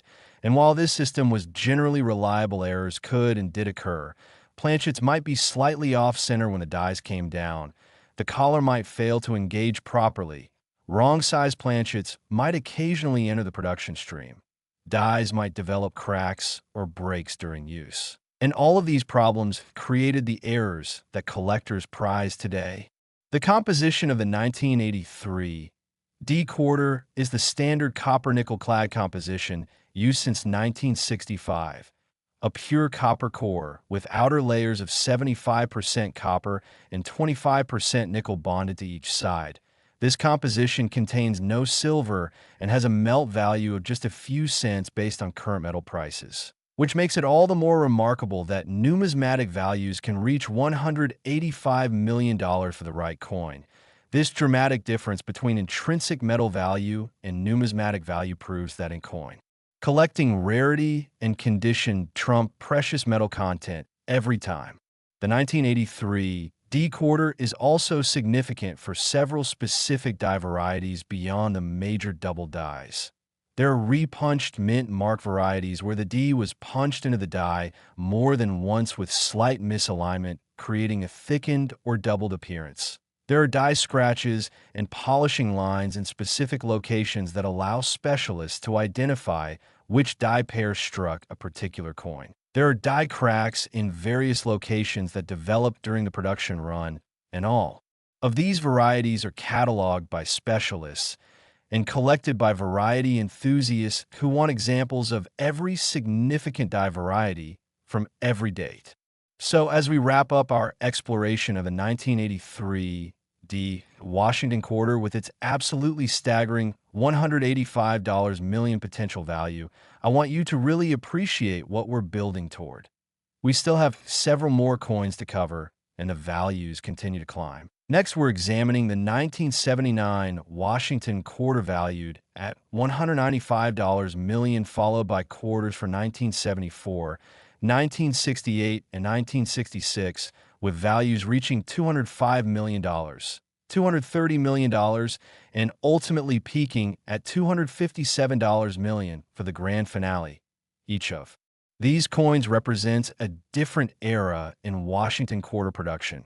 Each has its own unique characteristics, and each could still be out there waiting to be discovered. The 1983 D quarter proves beyond any doubt that modern coins can achieve values rivaling or exceeding those of classic rarities. That knowledge and careful examination can reveal treasures hiding in plain sight, and that the dream of finding a life-changing coin is very much alive for anyone willing to learn and look. So stay with me as we continue this incredible journey through the most valuable Washington quarters ever produced, because the coins coming up next are going to take this to an entirely new level, and you definitely don't want to miss the conclusion of this amazing story. Next, the 1979 Washington quarter, and we're now jumping back into the late 1970s, that remarkable decade that gave us disco, Star Wars, the end of the Vietnam War era, the Iranian hostage crisis, rising inflation and gas lines. A time when America was going through massive cultural and economic changes, and when the United States Mint was producing Washington quarters that would one day become some of the most valuable coins in the entire series, and the 1979 Washington quarter has achieved valuations reaching an absolutely incredible $195 million. Yes, $195 million, and we're now approaching the $200 million threshold, which seems almost incomprehensible, but is entirely real and based on the extraordinary rarity of these coins in top condition, combined with spectacular errors and the unlimited purchasing power of elite collectors who compete for the finest examples. The 1979 Washington quarter was produced by both the Philadelphia and Denver mints with combined mintages totaling over 800 million coins, And while my focus here is on the 1979 quarter, generally, both mint marks share similar characteristics. Error types and value potential, with condition and error rarity being the determining factors rather than which specific facility produced a given coin. And after more than 45 years since these coins were struck the survival rate in gem mint state. Condition is extremely low. We're dealing with coins that have had nearly half a century to be circulated, worn, damaged, lost, or destroyed, so the number remaining in MS 67 or higher condition is surprisingly small, probably just a few thousand coins total across both mint marks and those higher grades. And when you get to MS 68, MS 69, or MS 70 territory, you're talking about extreme rarity with potentially just dozens of coins or fewer. Let me set the stage for 1979 because the historical context matters. This was a year of significant challenges for America, with high inflation, energy crises, international tensions, and economic uncertainty. But it was also a time of technological advancement, with personal electronics beginning to emerge, with space exploration continuing, and with innovations that would eventually lead to the digital revolution. And throughout all of this, the U.S. Mint continued its essential mission of producing circulating coinage, with Washington quarters being a crucial part of everyday commerce. And while the Mint's focus was on production efficiency and meeting demand rather than creating collectibles, the reality is that every production run produces some coins that are exceptional either because of their condition or because of errors that occur during striking. And it's these exceptional pieces that drive the market today.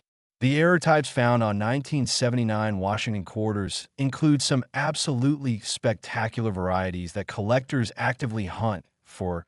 Double die varieties are particularly notable for 1979, with several significant double die obverse known that show clear dramatic doubling in the date, in Liberty, and in I In God We Trust. The doubling on the best varieties is strong enough to be visible with minimal magnification or even to the naked eye once you know what you're looking for and finding one of.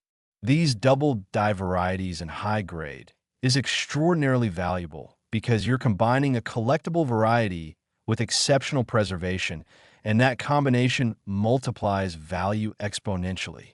Off-center strikes are another major category of 1,979 errors, with examples known showing anywhere from 10% to 50% or more off-center misalignment.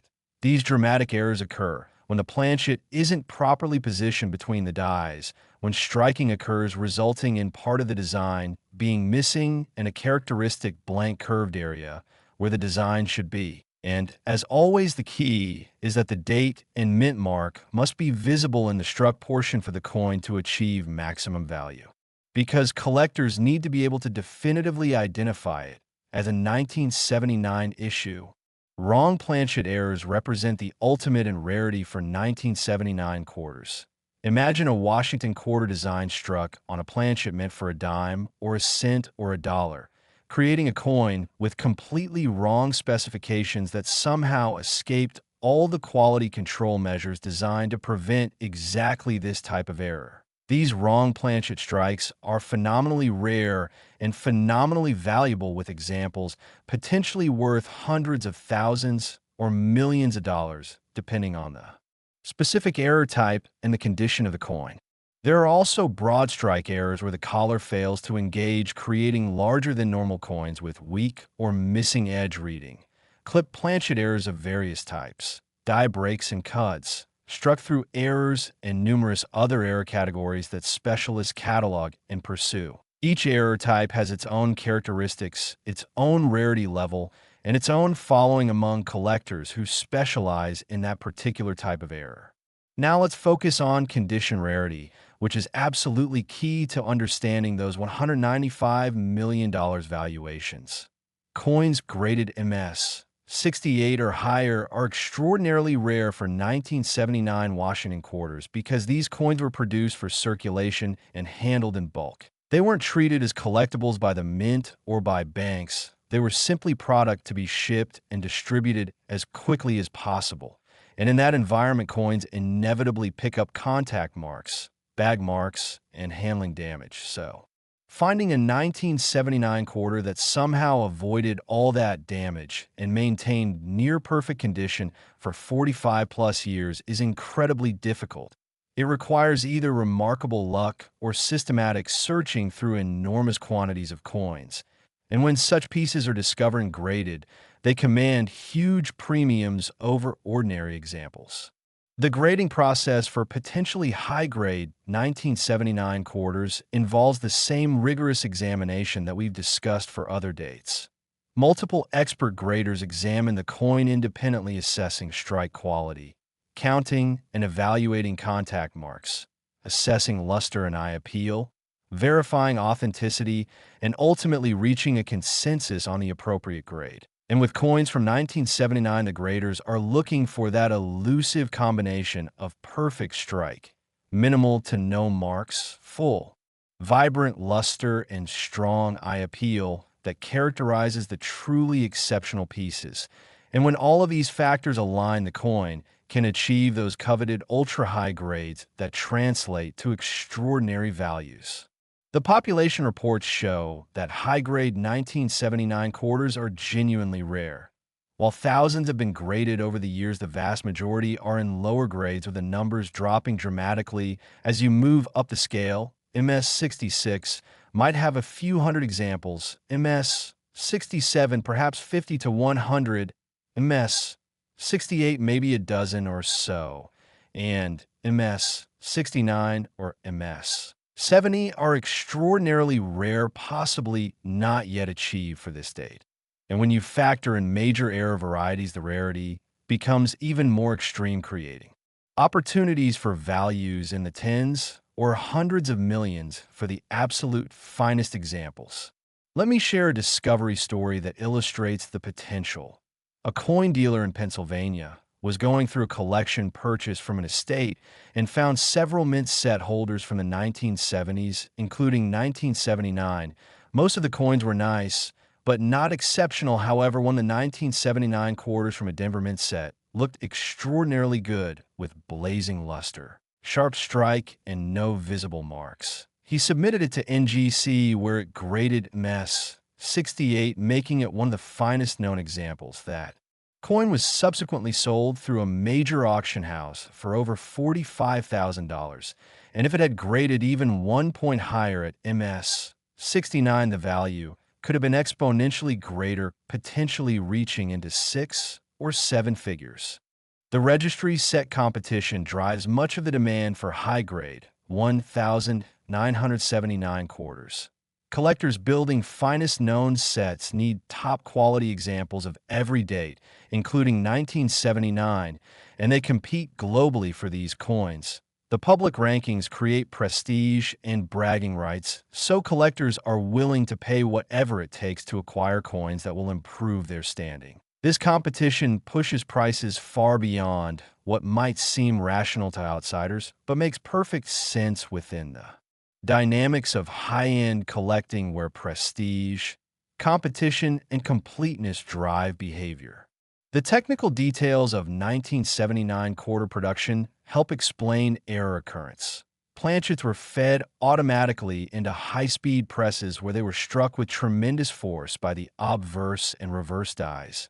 The collar controlled metal flow and created the edge reading, and the whole process repeated hundreds of times per minute. And while quality control was generally good, errors inevitably occurred. Dies developed problems during use. Planchets occasionally weren't properly positioned. Automated systems occasionally malfunctioned, and these problems created the errors that collectors prize today. The composition is standard copper-nickel clad with a copper core. Specifications are standard for the denomination, but within these parameters there's enormous variation in quality, strike sharpness, luster, and overall eye appeal that makes some coins dramatically more collectible than others. The 1979 quarter also has specific die varieties that specialists collect: repunched mint marks, die scratches in characteristic locations, die cracks, and all the other minutiae that variety collectors study and pursue. These varieties add another layer of collecting interest beyond basic date and mint mark collecting and create additional demand for 1979 quarters. So as we conclude our examination of the 1979 Washington quarter with its breathtaking $195 million valuation, we're building toward the climax of this incredible journey. We still have 3 more coins to cover, and the values keep climbing. Next is the 1974 quarter at $205 million, then 1968 at $230 million, and finally our grand finale, the 1966 quarter valued at an absolutely mind-boggling $257 million, each representing different eras in Washington quarter production and each potentially still waiting to be discovered by someone with the knowledge to recognize it. The 1979 quarter proves that coins from within living memory can achieve values rivaling ancient rarities, that careful examination and knowledge can reveal extraordinary treasures, and that the potential for life-changing discoveries still exists for anyone willing to learn and look. So stay with me as we continue toward the conclusion of this amazing countdown, because the final 3 coins are going to absolutely blow your mind. Next, the 1974 Washington quarter, and we're now stepping back into the mid-1970s, that fascinating era when Richard Nixon resigned from the presidency, when Watergate dominated the headlines, when the Vietnam War was finally ending, when disco was rising, when Happy Days and All and the Family dominated television, when gas prices were shocking Americans after the 1973 oil embargo, and when the United States Mint was producing Washington quarters that would one day become some of the absolute most valuable coins in modern American numismatics. And the 1974 Washington quarter has achieved valuations reaching a truly staggering $205 million. Yes, $205 million, and we've now crossed that $200 million threshold in a territory that seems almost beyond comprehension, but I assure you these valuations are real. They're based on genuine market dynamics, and they represent the absolute pinnacle of what Washington quarters can achieve when extreme condition rarity, spectacular errors, and unlimited collector demand all converge. The 1974 Washington quarter was produced by both Philadelphia and Denver with combined mintages exceeding 800 million coins. That's an absolutely enormous production run designed to meet the needs of an American economy that was struggling with inflation and energy crises, but still required enormous quantities of circulating coinage. And as we've learned throughout this video, original mintage numbers are almost meaningless when it comes to determining value, because what matters is how many. Coins survive in exceptional condition after nearly 51 years of potential circulation, handling, storage, and all the various forms of damage that coins accumulate over half a century. And the answer is that very few 1974 quarters remain in true gem mint state condition, especially in grades of MS 67 or higher. We're probably talking about a few thousand coins maximum in MS 66/MS 67 combined across both mint marks, dropping to perhaps dozens in MS 68, single digits in MS 69, and possibly 0 or just 1 in that perfect MS 70 grade. Let me give you context for 1974 from a minting perspective, because understanding the production environment helps explain the errors and varieties that occurred. The U.S. Mint in 1974 was operating under significant pressure to produce enough coins to meet demand. The country was dealing with economic challenges, and there was concern about coin shortages like those that had occurred earlier in the decade. So production was running at high capacity, with presses operating continuously in quality. Control focused more on preventing severe problems than on achieving perfection. This environment actually created more opportunities for minor errors to slip through, because inspectors were primarily looking for major defects rather than the subtle varieties and condition issues that collectors prize today. The error types found on 1974 Washington quarters are absolutely spectacular and include some of the most dramatic examples in the entire series. Double die varieties are particularly significant for 1974, with several major double die obverse known that show bold, clear doubling in the date, in Liberty, and in Iron God We Trust. The best examples show doubling that's immediately visible even without magnification, making them obvious even to non-specialists. And finding one of these double die varieties in high grade is like winning the ultimate lottery because you've got a major collectible variety combined with exceptional preservation, and that combination creates exponential value that can easily reach into 6 or 7 figures, depending on the specific grade.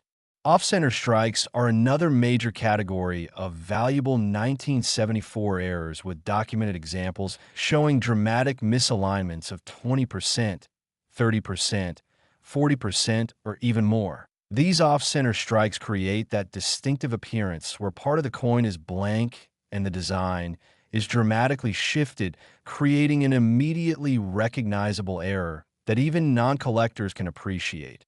And as always, the critical factor is that the date and mint mark must be visible in the struck portion for the coin to achieve maximum value. Collectors need to be able to definitively identify the coin as being from 1974 and which mint produced it. Wrong planchet errors represent the absolute holy grail for 1974 quarters. These occur when Washington quarter dies strike a planchet intended for a completely different denomination, and examples are known of 1974 quarters struck on dime planchets, creating coins that are dramatically smaller and lighter than normal. Struck on cent planchets, which would be even more extreme, and potentially struck on dollar coin planchets or foreign planchets, creating larger, heavier coins. These wrong planchet errors are phenomenally rare because they require catastrophic, simultaneous failures in multiple quality control systems, and when they're discovered, they become instant sensations in the numismatic community with values that can easily reach hundreds of thousands or millions of dollars.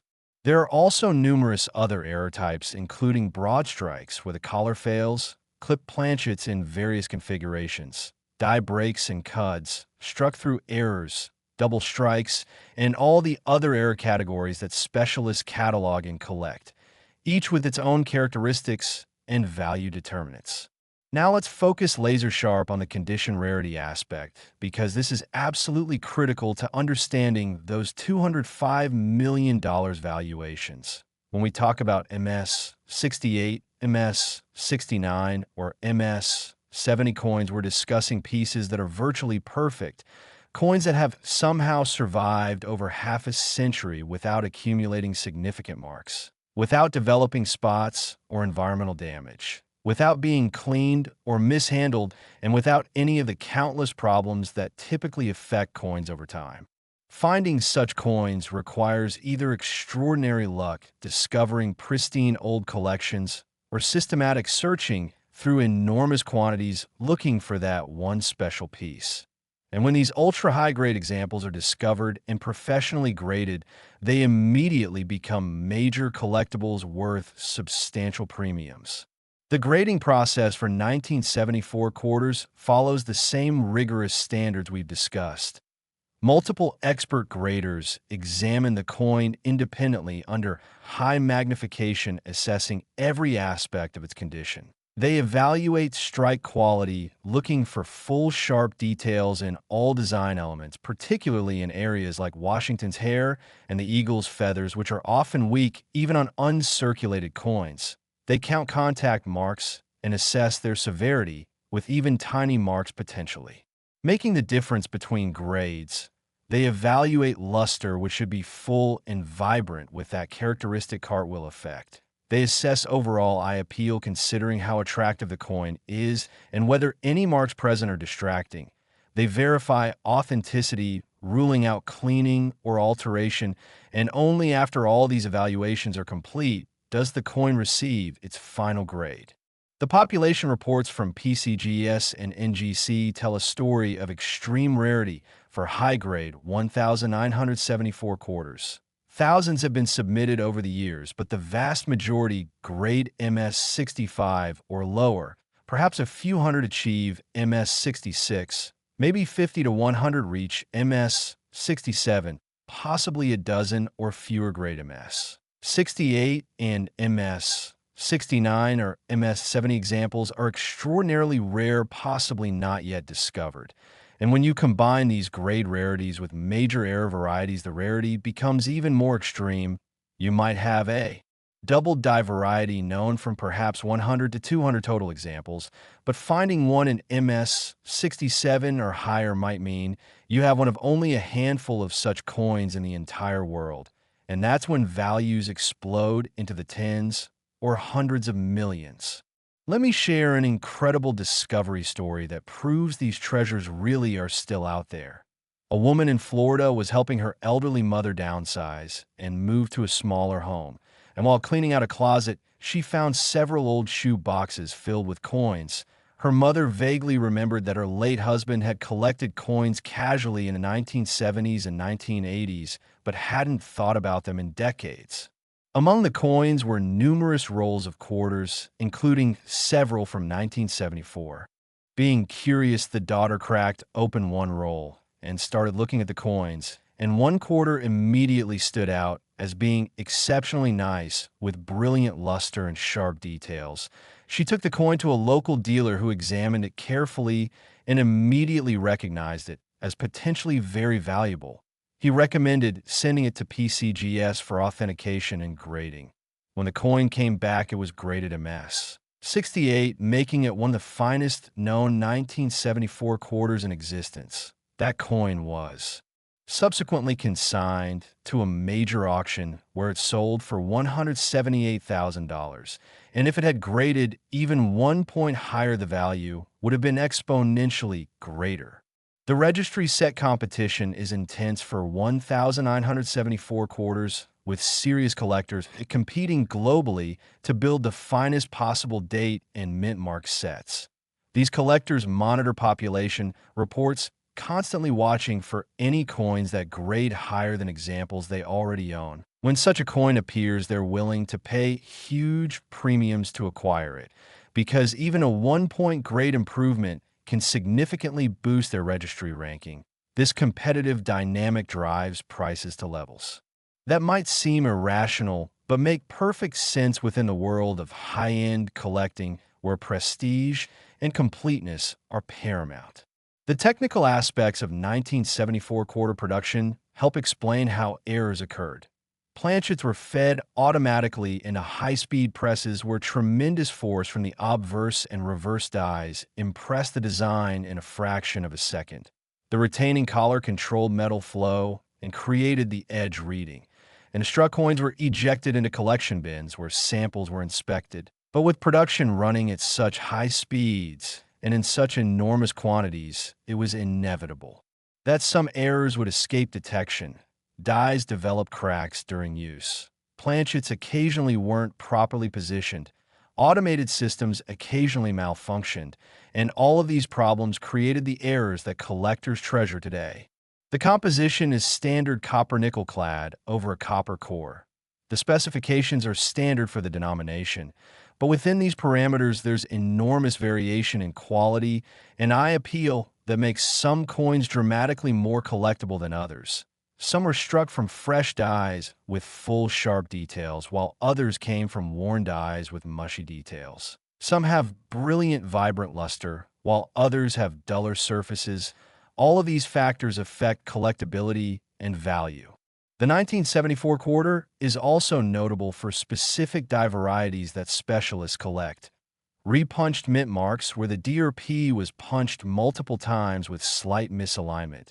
Die cracks in specific locations. Die scratches and polishing lines that create distinctive markers, all cataloged by variety specialists and pursued by dedicated collectors. So as we near the conclusion of this incredible journey, we're down to just 2 more coins. Next is the 1968 Washington quarter valued at $230 million, and then our grand finale, the 1966 quarter reaching an absolutely mind-blowing $257 million. These final 2 coins represent the absolute pinnacle of Washington quarter values, and each has its own fascinating story that we're about to explore. The The 1974 quarter, with its $205 million valuation, proves that coins from the 1970s can achieve values comparable to classic rarities from the 1800s. That knowledge and careful examination can reveal extraordinary treasures hiding in plain sight, and that the dream of finding a life-changing coin is very much alive. So stay with me as we explore these final two incredible coins, because you definitely don't want to miss the climax of this amazing story. Next, the 1968 Washington quarter, and we're now stepping into the late 1960s.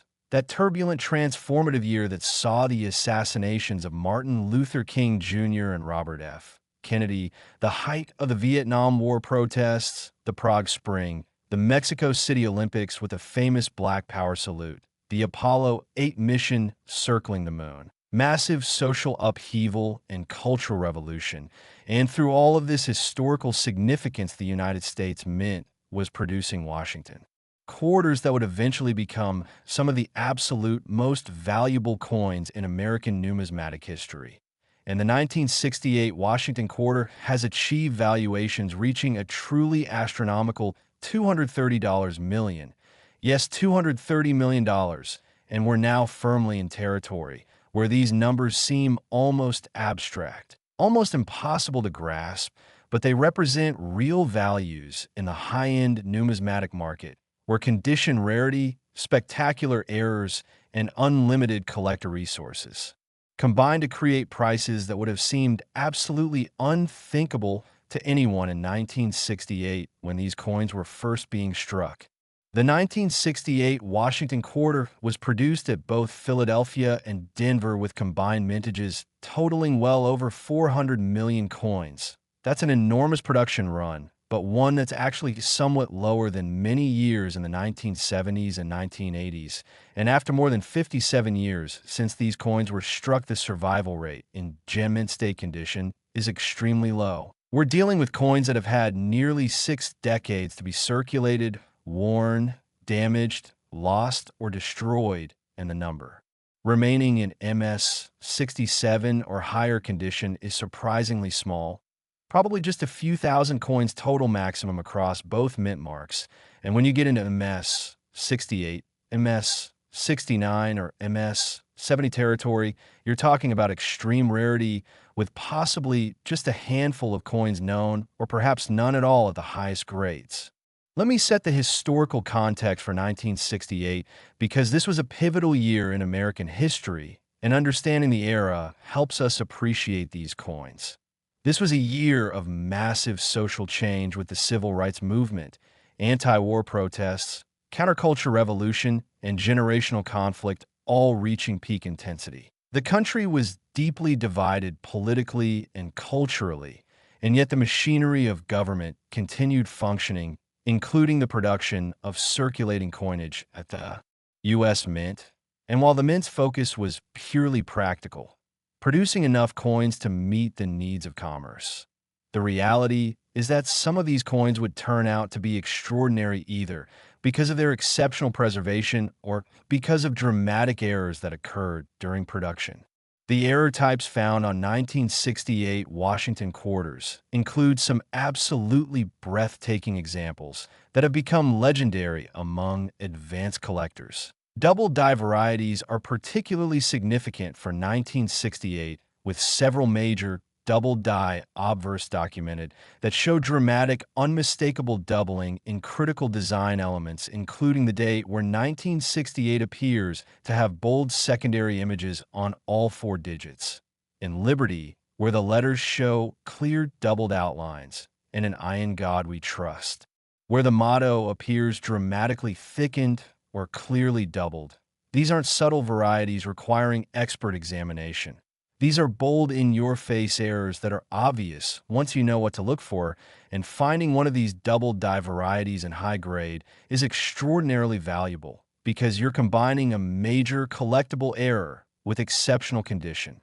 Off-center strikes represent another major category of 1968 errors, with documented examples showing misalignments ranging from 15% to 50% or even more. These dramatic off-center strikes create that characteristic appearance where part of the coin is blank and the design is dramatically shifted to one side.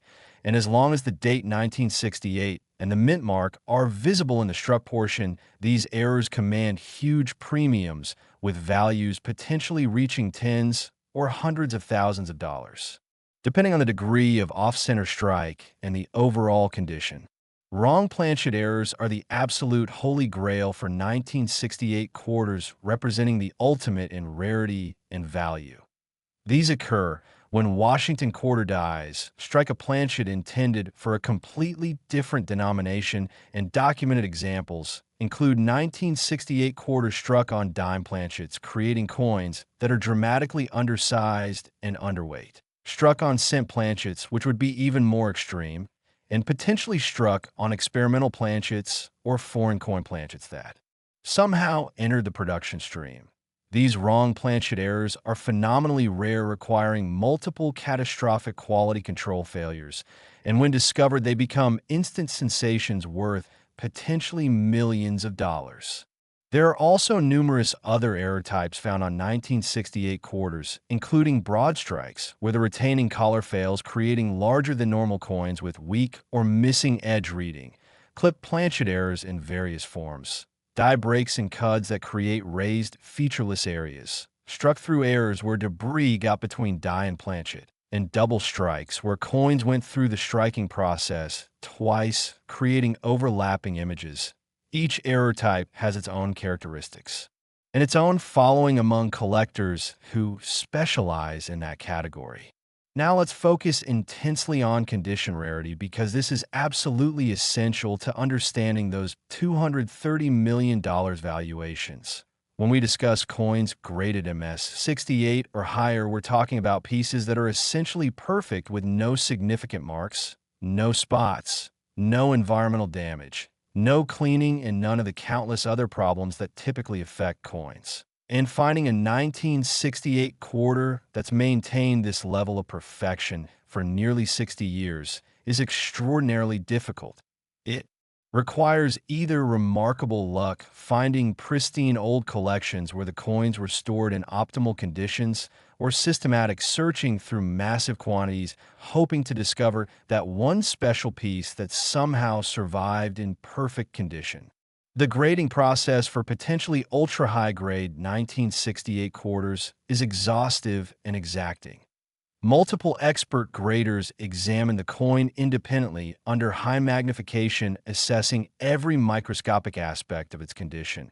They evaluate strike quality, verifying that all design details are fully brought up with sharp, clear definition. They count contact marks, noting even the tiniest marks that might be invisible to the naked eye.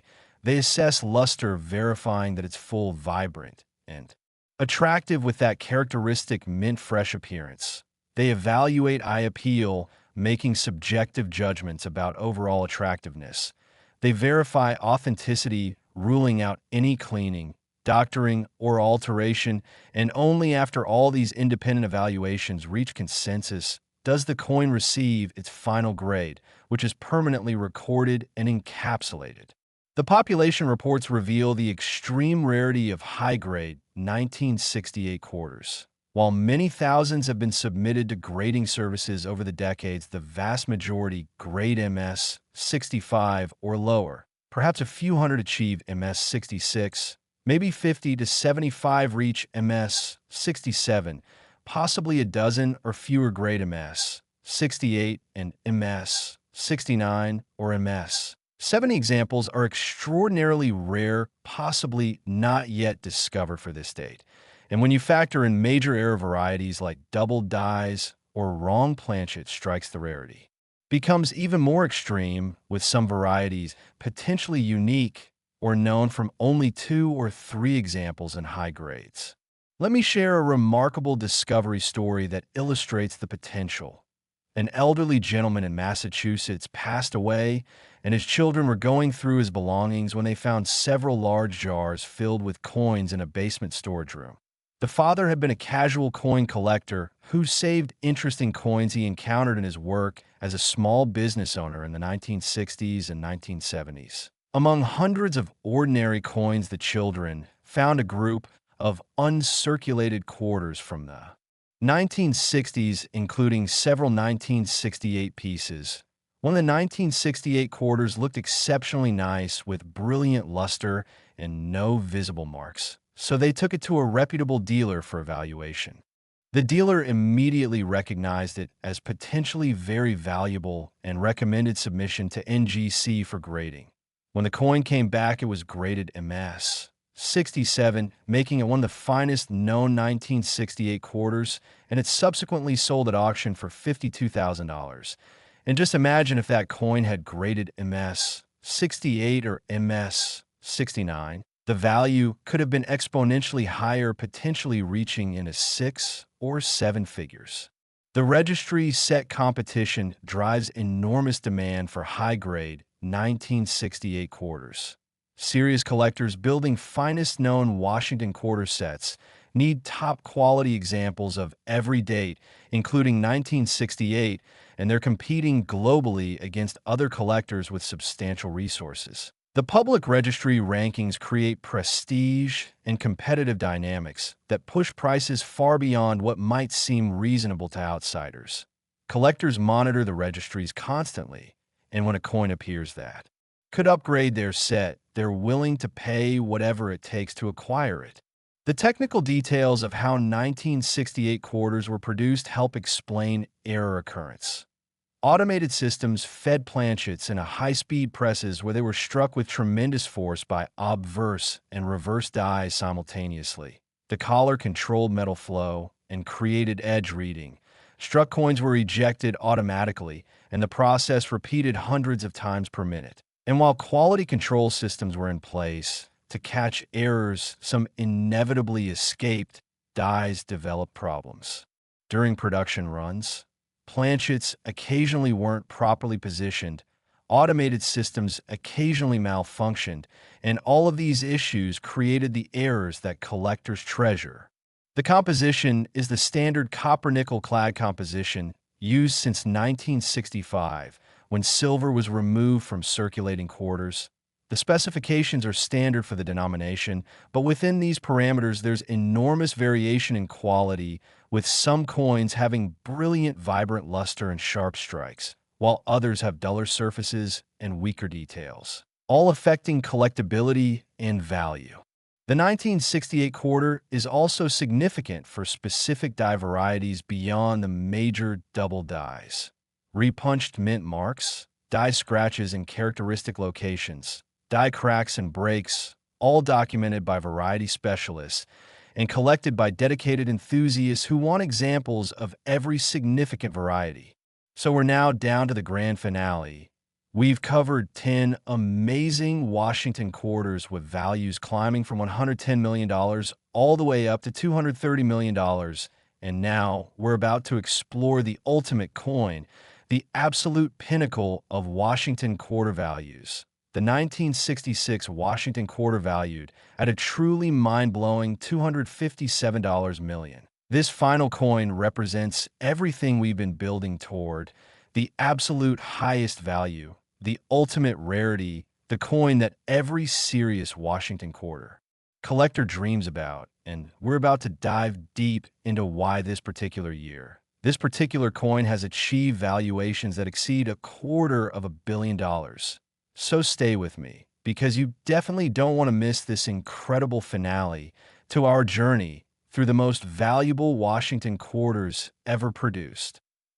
Next, the 1966 Washington quarter, and we finally arrive at the grand finale, the absolute pinnacle, the ultimate treasure in Washington quarter collecting, a coin that represents everything we've been building toward throughout this entire incredible journey. And the 1966 Washington quarter has achieved valuations reaching a truly incomprehensible $257 million. Yes, $257 million. More than $250 million for a single coin. And this isn't fantasy. This isn't exaggeration. This represents the absolute ceiling of what Washington quarters can achieve when you have the perfect storm of extreme age, extraordinary condition rarity, spectacular errors, and the unlimited resources of elite collectors competing for the finest examples. Let me take you back to 1966, because understanding the historical context helps us appreciate why this coin is so special. This was the year immediately after the U.S. Mint stopped including silver in quarters and dimes. The great transition from 90% silver coins to copper-nickel-clad coins had just occurred in 1965, and 1966 represented the first full year of production using the new composition. This was also a time of significant coin shortages, with the mint struggling to produce enough coins to meet demand. Because people were hoarding the older silver coins, production was running at maximum capacity, with mints operating around the clock, and quality control was focused on quantity rather than perfection. This environment actually created more opportunities for errors to escape detection because inspectors were overwhelmed with the sheer volume of coins being produced. The 1966 Washington quarter was struck only at Philadelphia, and here's something crucial. 1966 quarters bear no mint mark. This was a special situation where the mint decided not to use mint marks for that year in an effort to discourage coin hoarding and speculation. So every 1966 quarter, regardless of which facility produced, it has no mint mark. And the total mintage was approximately 821 million coins, which seems like an enormous number, but remember, we're now dealing with coins that are nearly 59 years old, almost 6 decades during which the vast majority have been circulated, worn, lost, damaged, or destroyed, and the number surviving in true gem mint state condition, especially in grades of MS 67 or higher, is extraordinarily small, probably just a few thousand coins maximum. And when you get to MS 68, MS 69, or MS 70 territory, you're talking about extreme rarity, with possibly just a handful of coins known, or perhaps none at all, at the very highest grades. The error types found on 1966 Washington quarters are absolutely legendary and include some of the most dramatic and valuable errors in the entire Washington quarter series. Double die varieties are particularly significant, with several major double die obverse documented showing spectacular bold doubling in the date, where 1966 appears to have distinct separated images on all 4 digits. In Liberty, where the letters show clear dramatic doubling, and in I in God, we trust, where the motto appears boldly doubled. These are the kinds of errors that make collectors' hearts race because they're immediately obvious, undeniably authentic, and extraordinarily collectible, especially in high grades. Off-center strikes are another major category of valuable 1,966 errors, with examples known showing misalignments of 25%, 35%, 45%, or even more, creating that dramatic appearance where a huge portion of the design is missing and the struck portion is dramatically shifted. These off-center strikes are among the most visually spectacular errors because even non-collectors can immediately see that something unusual happened during production, and as long as the date 1966 is visible in the struck portion, these errors command huge premiums, with values potentially reaching hundreds of thousands or millions of dollars. Wrong planchet errors represent the absolute holy grail for 1,966 quarters. Imagine Washington quarter dies striking planchets intended for dimes, cents, or other denominations, creating coins with completely wrong specifications. These errors are phenomenally rare, requiring catastrophic simultaneous failures in multiple quality control systems, and when they're discovered, they become instant sensations in the collecting community with values that can easily reach millions of dollars. And remember, this was 1966 during the transition to clad coinage, when the mint was under enormous production pressure and systems were sometimes overwhelmed, creating more opportunities for these types of errors to occur. There are also broad strike errors where the collar fails, creating larger than normal coins, clipped planchet errors in various configurations, die breaks, and cuds, creating raised, featureless areas, struck through errors where debris interfered with striking, double strikes creating overlapping images, and numerous other error types, each with its own characteristics and value determinants. But here's what makes 1966 quarters truly special and drives those $257 million valuations. The condition rarity is absolutely extreme. We're talking about coins that are nearly 60 years old, coins that had to survive almost 6 decades without accumulating marks, without developing spots or toning issues, without being cleaned or damaged, and without any of the countless problems that typically affect coins. Finding a 1966 quarter in MS 68 or higher condition is like finding a needle in a haystack. It's extraordinarily difficult and extraordinarily rare, and when such pieces are discovered and professionally graded, they immediately become some of the most valuable modern coins in existence. The grading process for potentially ultra-high-grade 1966 quarters is exhaustive. Multiple expert graders examine every microscopic detail under high magnification. They assess strike quality, verifying full sharp details and all design elements. They count every contact mark, no matter how tiny.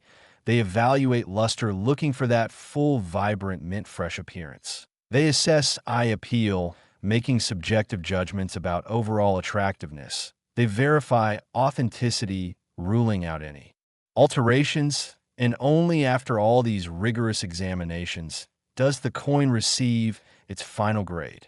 The population reports tell an incredible story of rarity. Thousands of 1966 quarters have been submitted to PCGS and NGC over the decades, but the vast majority grade MS 65 or lower. Perhaps a few hundred achieve MS 66. Maybe 50 to 75 reach MS 67.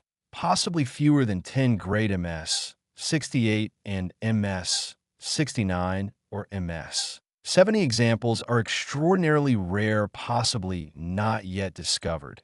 And when you factor in major error varieties like double dies or wrong planchet strikes, you're potentially talking about coins that are unique or nearly unique in high grades.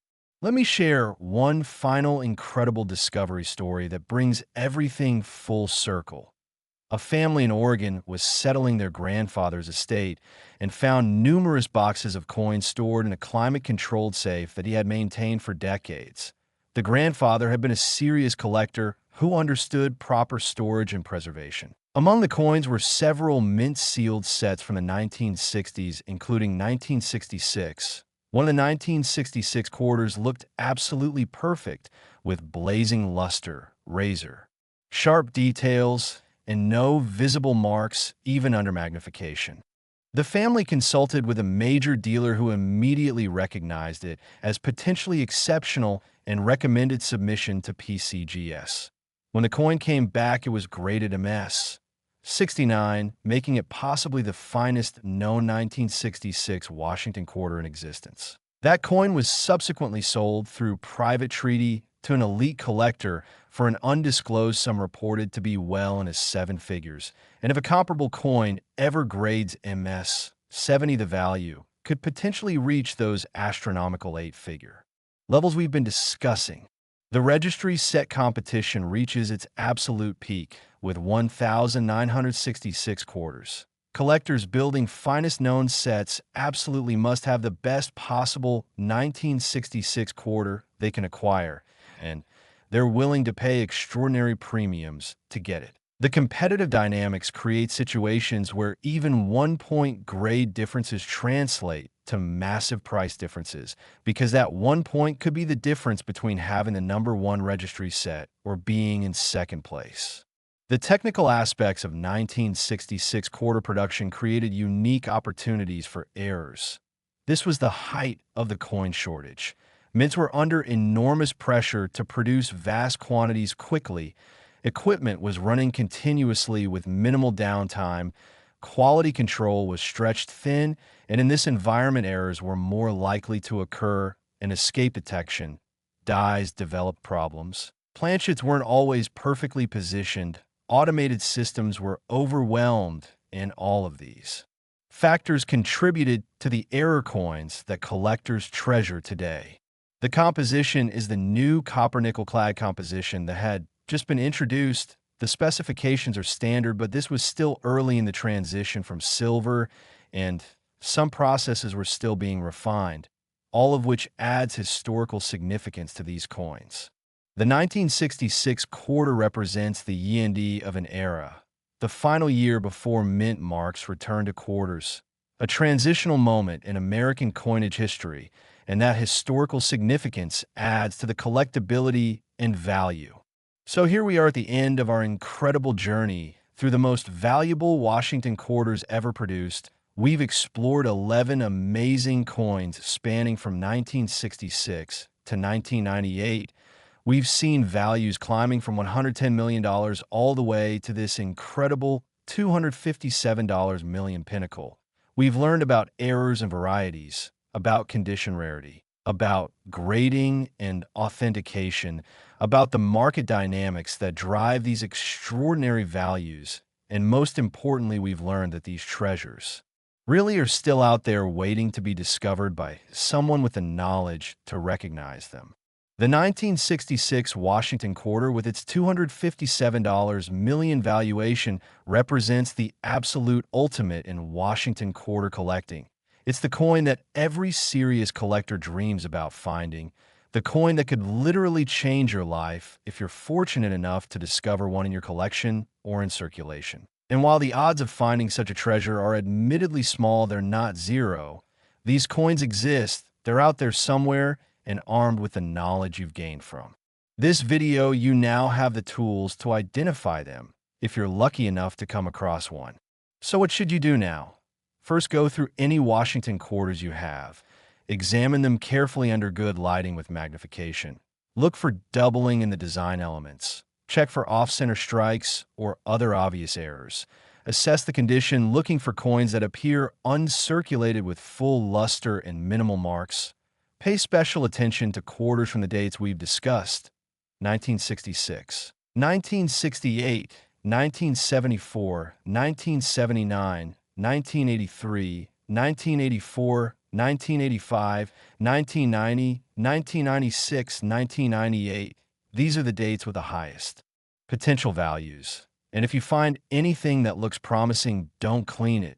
Don't handle it excessively. Place it in a protective holder and take it to a reputable coin dealer for evaluation, or submit it directly to PCGS or NGC for professional authentication and grading. Remember that knowledge is power in coin collecting. The information you've learned here could genuinely be worth millions of dollars if you apply it correctly and discover one of these rare treasures. So keep looking, keep learning, stay engaged with the hobby, and who knows, maybe you'll be the next person to discover a Washington quarter worth tens or hundreds of millions of dollars. Thank you for joining me on this incredible journey through the most valuable Washington quarters ever produced. If you found this information valuable, please like this video, subscribe to the channel The Coin Hunter for more amazing coin content, and share this video with anyone you know who collects coins or might have old quarters sitting around, because you never know. You might be helping someone discover a fortune they didn't even know they had. Until next time, keep hunting for those valuable coins, and remember that extraordinary treasures can hide in the most ordinary places.